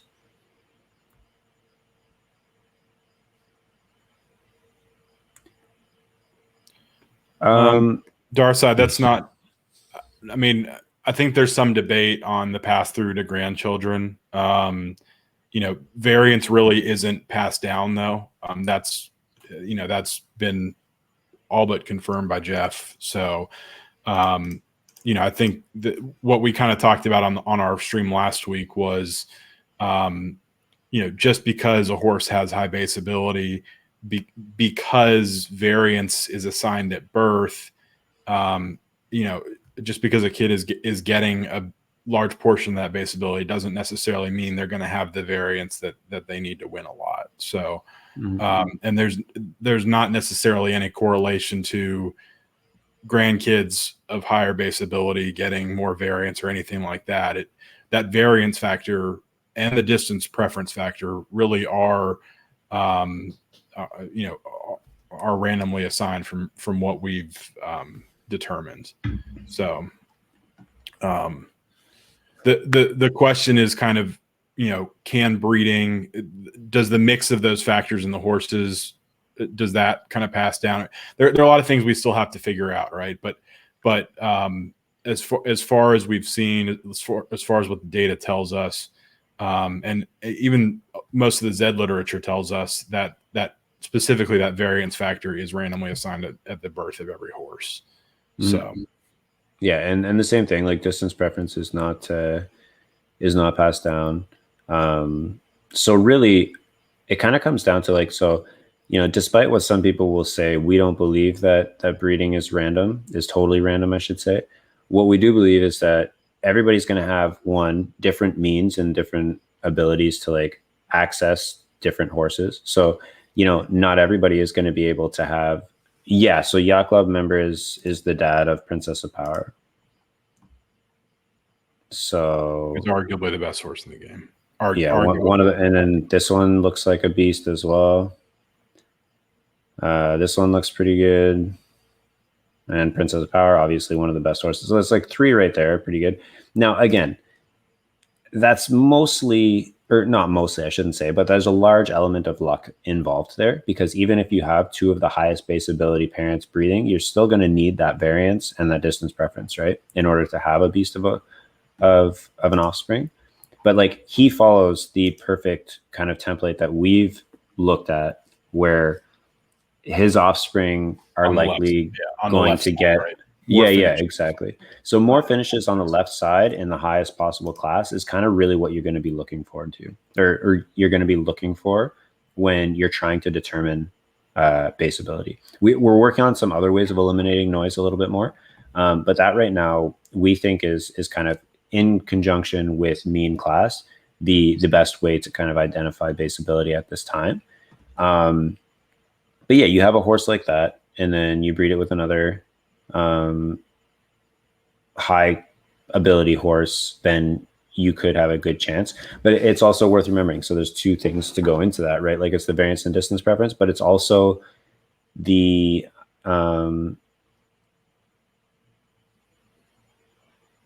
Yeah, of course.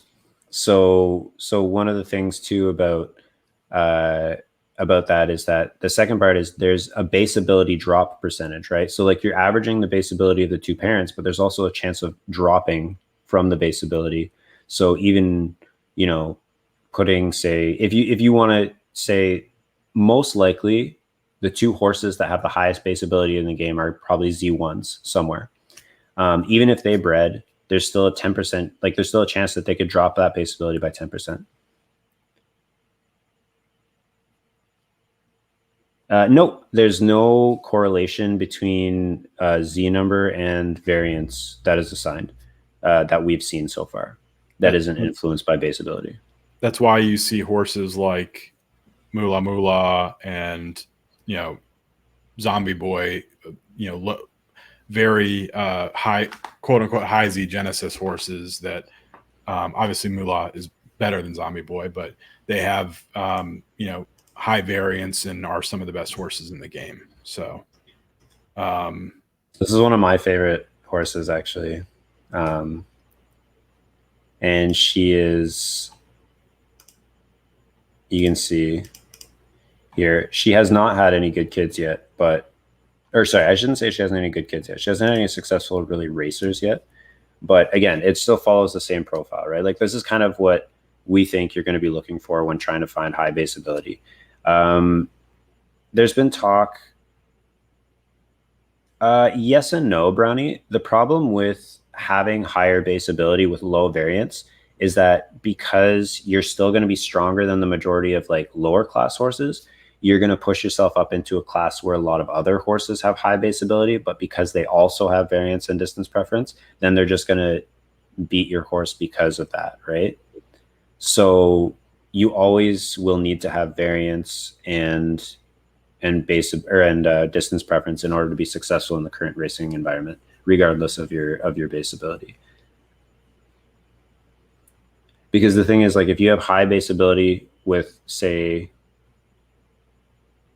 no, I don't think so, Snooze. I think what we've kind of, like, what we're kind of saying is that the amount of variance your horse receives is, at this point, from what we've seen, completely random. It doesn't matter, like, what genesis you are. It doesn't matter what breed type you are or where you are on the breeding kind of like ladder. All the variance seems to be completely random. Yeah, no problem. But yeah, so sorry, going back to what Brownie was saying, if you have high base ability and low variance, then you're not going to be able to drop in class typically from where your base ability sits. To have a good racing horse, complete luck. Yeah, I mean, to be successful, I would say in the racing environment right now, it's mostly luck. You can set yourself up to have, well, Z number, I mean, in a vacuum, Z number doesn't matter. It's the base ability, but we see a high correlation between base ability and Z number, right?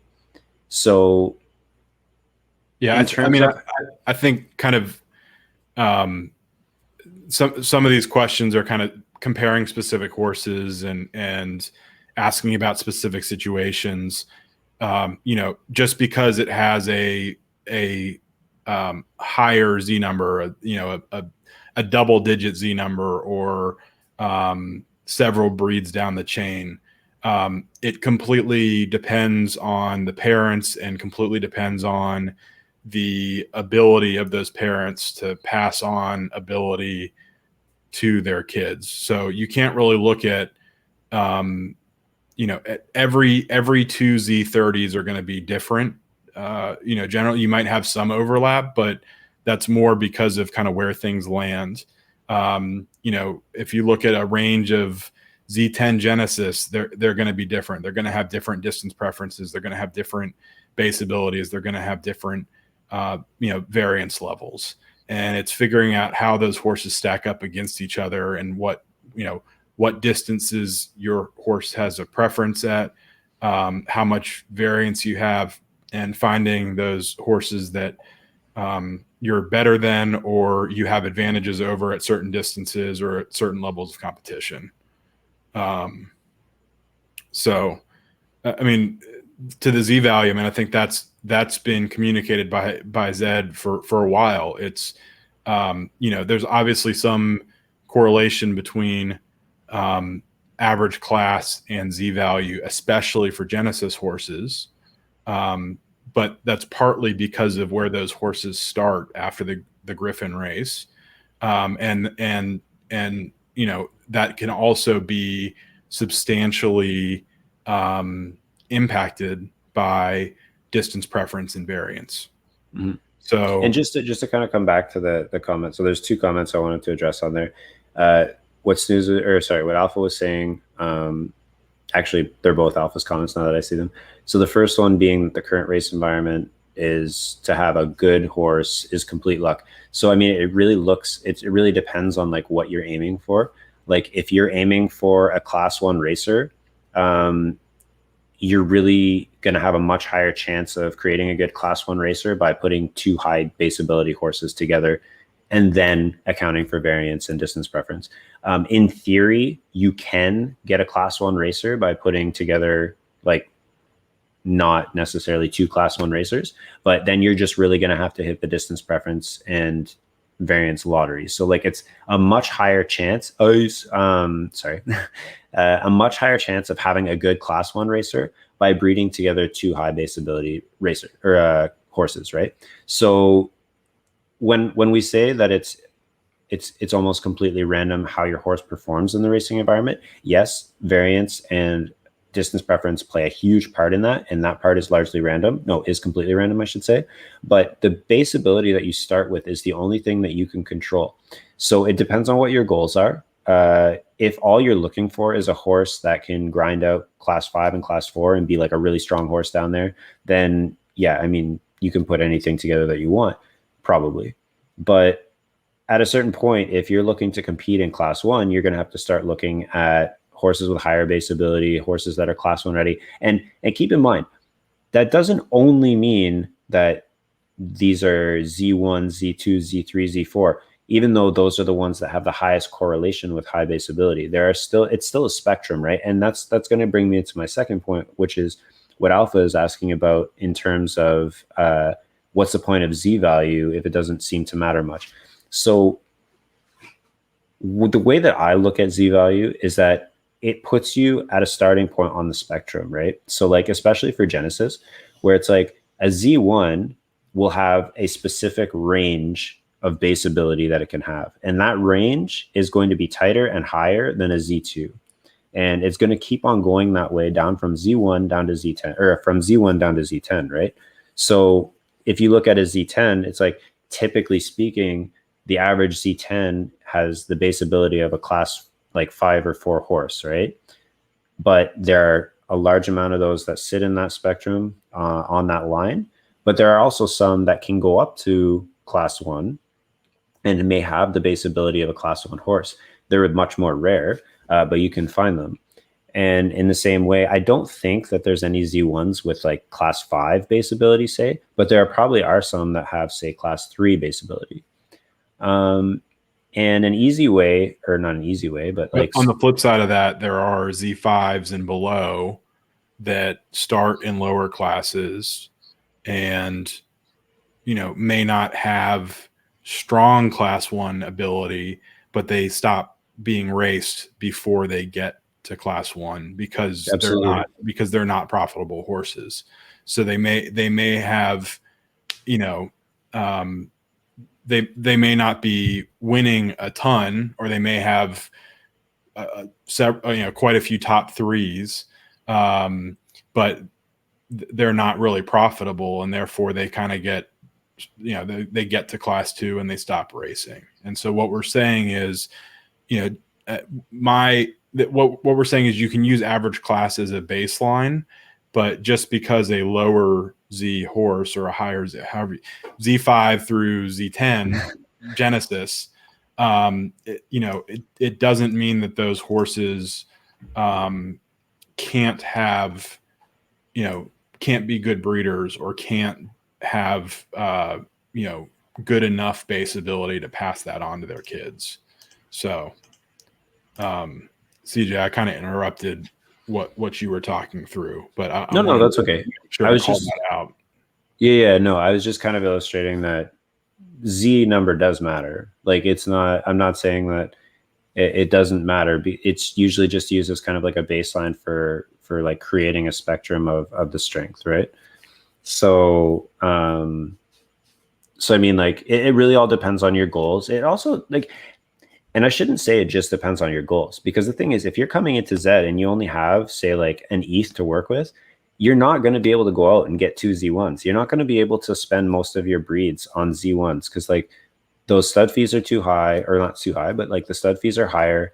And you're much more likely to see like a positive ROI from your stable by trying to breed for volume, right? And the thing is, like, some people have the means to breed for volume with the best horses in the game, and that's fine. And if you're looking to build a stable that has a bunch of class one horses, then that's a good goal to have, and that's a good thing to do. But at the same time, if you're coming back to like where most people I think in Z fall on, like you're maybe got maybe like one or two females in your stable and they're like low or high Z, and you just want to look for the best horses to breed with. Like, this kind of information should be able to give you a baseline of where you should, like, what you should be looking at. It's not just about having the best racers, or like breeding with the best racers, I should say. A lot of the best racers are actually probably pretty low base ability, at least the ones in like class 5 and 4 and so on. So it's important to like have this kind of information, in my opinion, so that you can make an informed decision when you're breeding, and that'll all change based on your goals, and especially based on your means. Right. No, that's a good point. That's a good point, because So just like Snooze said, I'm perfectly happy having a good class 4, class 5 racer. You can still make money with a horse that pulls flames, previously good odds in $5 races in class 4, right? yeah, I mean, what was that, right? So, well, if you look at Discord, right, like my horse Discord Revolution, and I think I was only running 2 horses in class 4 from Friday to Monday this past weekend, and I made like $700 or something, like US. So sorry, I say US because I'm Canadian, but like, and to some people maybe that's not a lot of money, but for someone like me, that's a lot of money to make in a weekend on my hobby. So again, all of that to say is that, like, we're not saying that breeding is random, because it's not, but the way that a lot of your horses will perform in the racing environment is random, because of the way that their racing ability specifically is distributed when they're born. Now, that's not to say that you shouldn't be out there trying to put together 2 high base ability horses, because you're obviously going to have a stronger horse, like a stronger base ability horse, come out of that usually. But again, some people don't have the means for that, and 2, some people would rather just have good racers and in the current environment.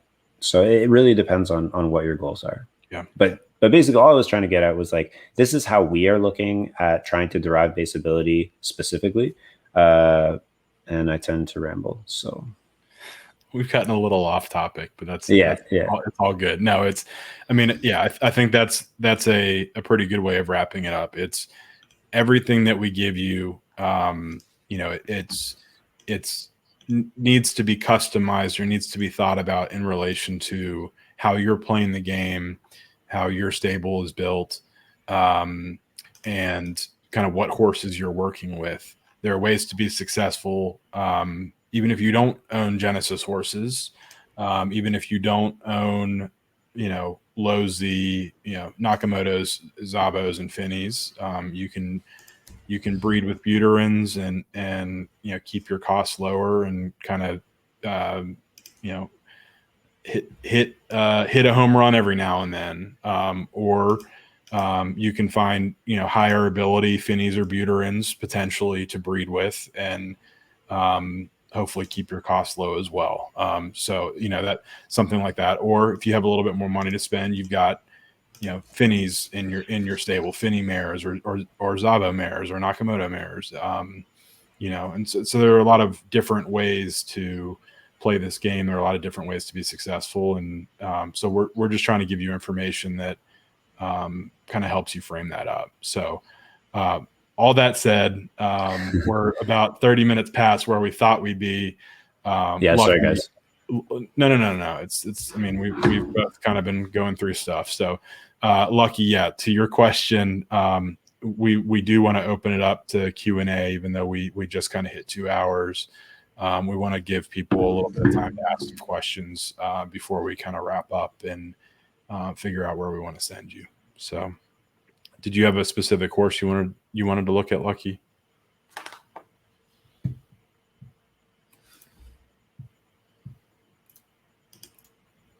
Yeah, so at this point, if anybody wants to ask any questions at all related to Zed, the Square Theater.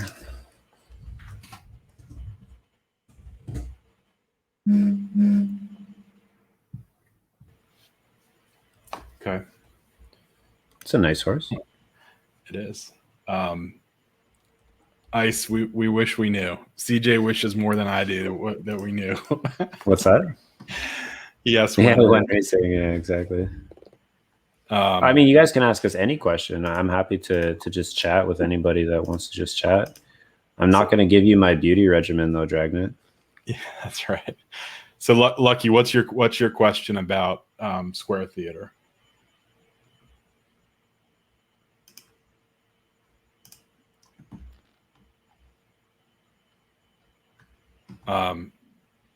Pyro, while we're waiting for Lucky's question, we don't know enough about fatigue yet to really get a feel for whether it affects flames. A lot of horses are only running a few times a day. So, there are most of the examples of horses you see running are 95% plus stamina remaining or 5 to 7 or less fatigue. And so it's really hard to derive anything from a limited number of races with a limited number of horses, especially because you can really only see the data of your own horses. But that's part of the discovery that we're trying to do with our own horses and kind of with other people we're working with to see, what kind of the variance between races is and what potential factor fatigue has on flames or otherwise racing performance.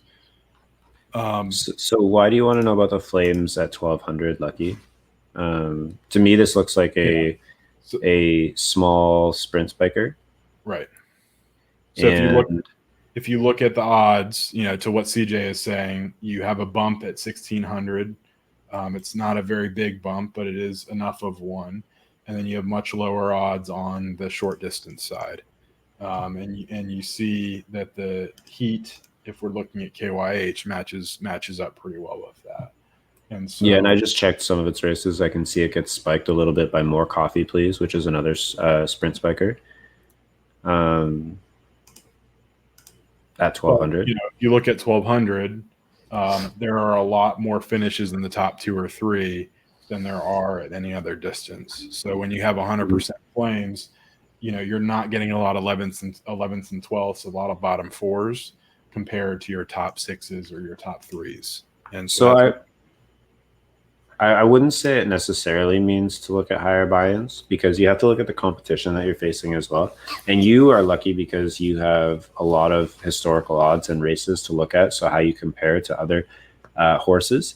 So what you'll find with your horse, because it is a spiker, is that, and even though it's like a smaller, I should say specialist, it's a smaller distance specialist. What you're going to find is that there are very identifiable horses that you don't want to run against, because it will take you away from being the favorite in that race. And you will almost always finish behind a horse like More Coffee Please, even if you have a flame. So I wouldn't say that having 100% flames at any distance necessarily means that you should be doing higher buy-ins, because there's a lot of horses that are capable of competing in, say, class 3 or class 2 that run the higher buy-ins in lower class races. So it's just kind of like a discovery process for you. It's a little bit harder now because you don't have the odds to fall back on. So it's a little harder to tier where your specialist falls on the ladder. Yeah, exactly. But if you basically what you can do is if you go through your race history and look for any of the races in the sprints where your odds go up a decent amount higher than what you would expect them to be typically in like say a lower buy-in race or a $5 buy-in or something like that. And then when you do that, if you go through the horses that are in that race, so actually if you don't mind pulling up my screen again, I have one of those races as an example. Is it the Star Capital Cup? I'm not sure which one it is. Yeah. So I mean, the one fee that I highlighted is the odds 13.9. The one fee that I highlighted, 13.9. This is a $10 race, right? And you're still pulling 5.73 odds. But this is also the one right below it is a $10 race, and you're pulling closer to 14 odds.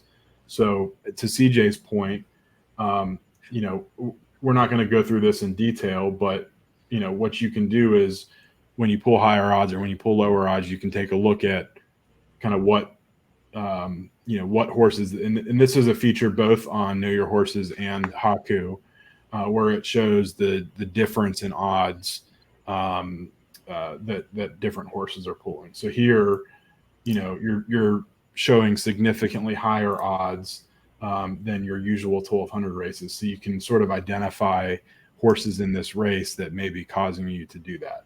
Again, without odds now, this is going to be more difficult to do. But generally, there are going to be some horses with teens and 20s odds that do still pull flames.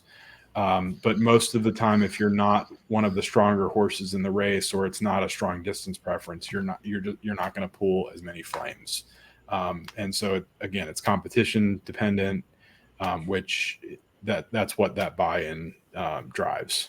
Yeah. So and just kind of like to further the point of what you're saying here is that if you do end up with a race like that last one where you're getting your odds quote unquote spiked up to higher than what you're used to, if you go into that race and look at the other, especially because now you have historical odds and flames together, you can see which horses are likely spiking your odds. So in that case, it was more Coffee Please, where if you go into his racing profile, you can see that he is also a spiker. And if you go into a race with another spiker, and typically if you have higher odds than them in that race, now it's going to be harder to tell, like David said, like we've been talking about.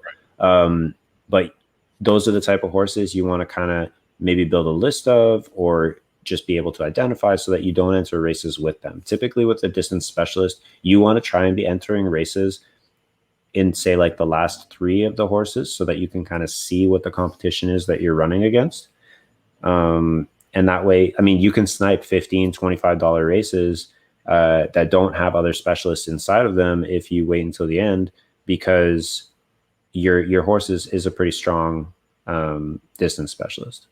And that'll show up that'll not always, but over the course of races, show up in your distances or your placements too. So the one thing that we believe you can still kind of identify is, if you're pulling flames and you're not winning, then you may potentially have a higher distance preference at another distance, or you may be more competitive at another distance. So just things to take a look at by using flames, even if you don't have odds to review. So I think Alex had a question about Please Dance. Yeah, so I just pulled up Please Dance and I was looking, and Please Dance is actually kind of a good example of what we were talking about before, where it actually looks like Please Dance might have a decently high base ability. Because you can see a lot of her finishes are over on the left side of the spectrum. And she is in class 3, right? And I suspect that if you ran her a lot more, I don't know if this is at 1600 or what distances you typically ran her at, but if you ran her a lot more, there's a good chance that she would push up into class 2. Especially, yeah, the 3 races that you've run at 1600, you finished 3rd and 4th twice. So I would actually guess that Please Dance has a pretty decent base ability, just based on her placement chart. But based on her odds, she's probably not going to be a profitable paid racer. No. So in order to test, I think CJ and I kind of disagree on the value of free races as far as discovery of how good your horse is. But if there's a horse that, fortunately for this one, you have some odds data, and so you can see that, yeah, maybe he, is not as strong. But you can run free races and kind of see what your placements look like and see how you compete against some of those horses, because there are horses that do cross over. And then the only thing, going back to the fatigue discussion, is that you are going to get fatigued because they're trying to stagger free races, but that hasn't changed from how it was before. You're only going to be able to run 2 or 3 free races a day. So Sure. So the other thing Brownie was saying was not a question. Right. Brownie, as far as we know right now, it's 50-50 split. So 50% of the father and 50% of the mother's base ability, that gets averaged and then multiplied by a RNG modifier.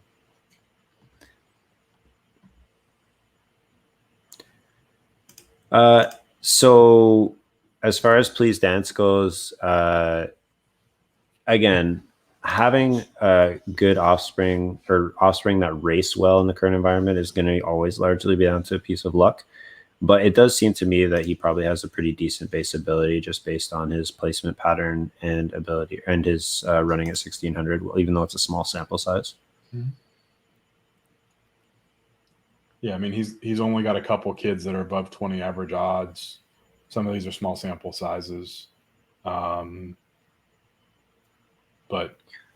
pretty decent results. So for a Z6 especially. So, and something else to account for too, and remember, is that it's always important to look in depth at the horse that you want to either breed or breed with, because some people are just really good at race management, right? Like if a horse just constantly finds races against really bad other horses, it's going to make them look stronger than they are.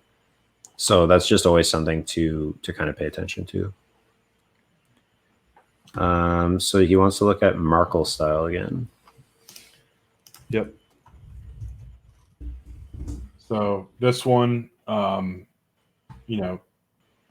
definitely more flames in the middle, which indicates, a lack of distance preference one way or the other. Mm-hmm. And that is kind of represented in the odds.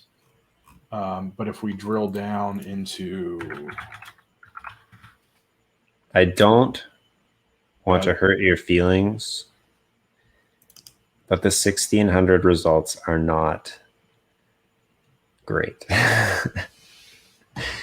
I wouldn't think that Markle style has an overly high base ability.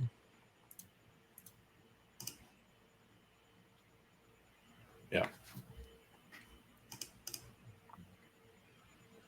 But he also doesn't have super high variance, right? Because the placement pattern is fairly flat for a lot of distances.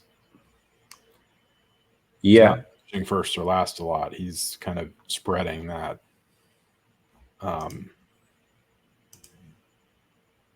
Spreading that out, right? And this goes back to certain placement patterns don't necessarily match the flames patterns as well. But I think this is more of a this horse doesn't have strong distance preference. This horse probably doesn't have high variance, and maybe average base ability, right? So yeah, when I look at him, I actually see a decent amount of variance though. Because like if it's spread out like that and not concentrated in one spot, like that to me would say that there's probably a decent amount of variance, especially if you look at like 1600 specific, like just 1600 alone.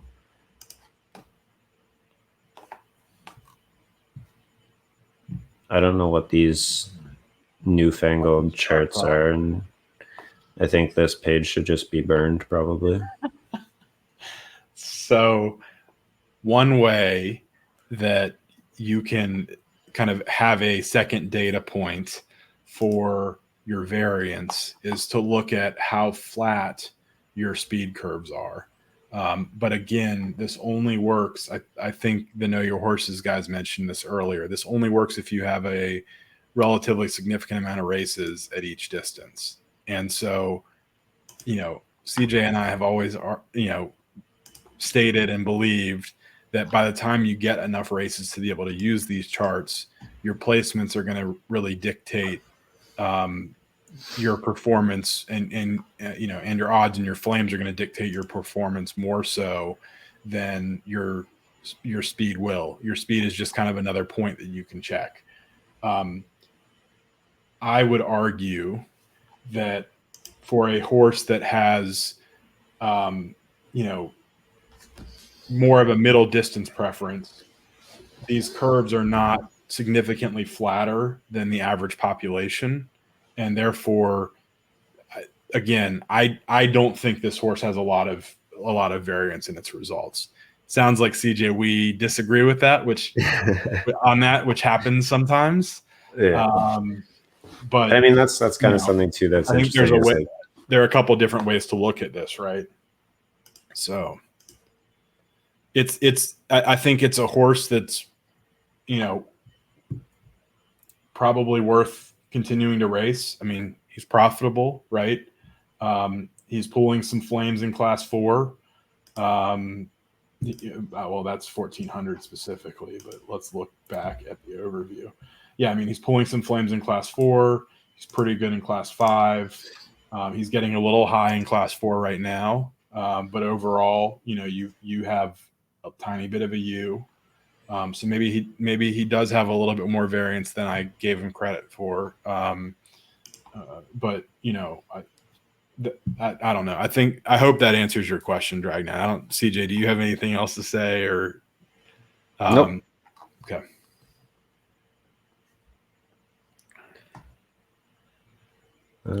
And yeah, Dragnet, if you run him more at 1400, there's a chance that you could pull more flames there. There's also a chance that he's a little bit stronger at those middle distances, but the competition stacks up a little bit better, so your results are a little bit better at some of those other distances. So, but yeah, I would say I wouldn't let him get too much higher than he is now, because sometimes horses will not come down once they get high enough, and it's going to be harder and harder to bring horses down as we get further into the fatigue era and some of the other changes that are being made. So. Yes. So I'm just, can, if you want to pull up Cactus Valley to look at that horse, that was a request. I'm just going to run Cactus Valley through the breeding score calculator that we developed, and that way I can kind of give an idea to them. And the other thing too is that right now we're working on a weighting system to try and weight against class, because right now we don't really have that yet, aside from just saying like having a high score in class 1 is better than having a high score in class 2 usually. Yeah. So even before you do that, CJ, I mean, I think it will be relatively close to 0, because you do have a tiny bit of a U here, and you do have concentrations in the bottom 4 and the top 4, right? So if you're Discord's open alpha. Yeah. For those of you who dropped in a little bit later or didn't catch the beginning of the stream, we did open our Discord, and so the button above the text with the little image that says Discord, you can actually click that and hop right in. So, but for Cactus Valley, if you just kind of eyeball the finishes, you can see they're relatively offsetting between the top 6 and the bottom 6. So if you look at 1600 specifically, you can kind of get an idea that if I had to guess, I would say that Cactus Valley's base ability lies somewhere in class 4, looking at that eyeballing. And then running it through the breeding calculator, I came up with a weighted score of negative 0.4. Right. So typically the scale for that goes, I believe, up to 6 for horses with 50 or more races. I just closed the file again. I'm pretty sure it goes to 6. So we're going to filter these.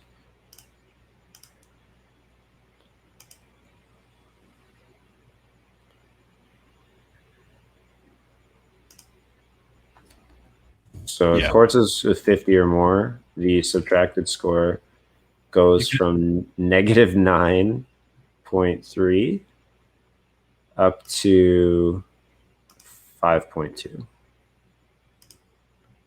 Yeah, snooze. I mean, the way we're looking at it, 0 is probably mediocre. Average to below average. Some of that 0 score can be driven by variance. So in this case, you have a little bit of a U shape, and so that variance is probably driving some of your U results versus your base ability. Yeah. Yeah, sorry, Gags. That's what I was trying to say in terms of like horses that have actually had 50 or more races. I believe it goes up to, or sorry, the highest is 5.2 and the lowest is like negative 9. So, I mean, a 0 when looking at that scale is not so bad. Road Rager's a 12. Yeah. So again, that's also one of those things where it's like, if you had 4 horses, the base ability is probably so high that it didn't really matter like if Road Rager had no variance whatsoever. Right. And again, all of this is kind of relative in the sense that we don't actually know what the scale is of base ability. It could be, the highest could be 50, the highest could be 1,000. Like we don't know exactly like at the very specific level of what a base ability looks like, how much a 10% drop really means in base ability, like relative to the other horses. So, I mean, in theory, if the base abilities are close enough together, a 10% drop even from the highest base ability might make it more comparable to something that's in the middle or at the bottom. We don't really know. We can just like kind of gauge from the relative strength of horses and their mean class is what we're using. Yep. So yeah, that's just a small caveat. So I think we're a little over, time as far as what we're planning to do tonight. But we did want to leave questions open a little bit longer in case you guys have any other questions you'd like us to answer this evening. And then again, I think we're probably going to raid Sean if he's on. Yep. We'll take a look at that before we hop over. So yeah, any other questions that we can answer for tonight? Yeah, does anybody have any like specific questions before we toss you guys over to Sean? No. So I hope tonight was helpful, and especially whether you were here tonight or watching the VOD. We talked some about flames. Still, obviously, doing a lot of work there to look at what flames mean as compared to odds, but we've kind of laid out our preliminary findings. We talked a little about fatigue. We showed the API pool and the tool that is recommended in the ZED literature, and kind of how to pull that for your horses. And then we talked a good bit about base ability, a little bit more than we planned to, but we hope we were informative on talking about some of the things that we've continued to dig into for base ability. We talked a little bit more about breeding than we planned to, but I think Alpha, great question to wrap it up. We are working on getting some badges and some emotes. It's taking us a little bit longer to organize than we were planning, but really, really appreciate the support that everybody showed tonight. Sorry about the chat there for a couple minutes and the spam that we got earlier, but appreciate you guys kind of working through that with us, and we will continue to kind of build out the Twitch, our stream, to have some emotes and some badges and things like that.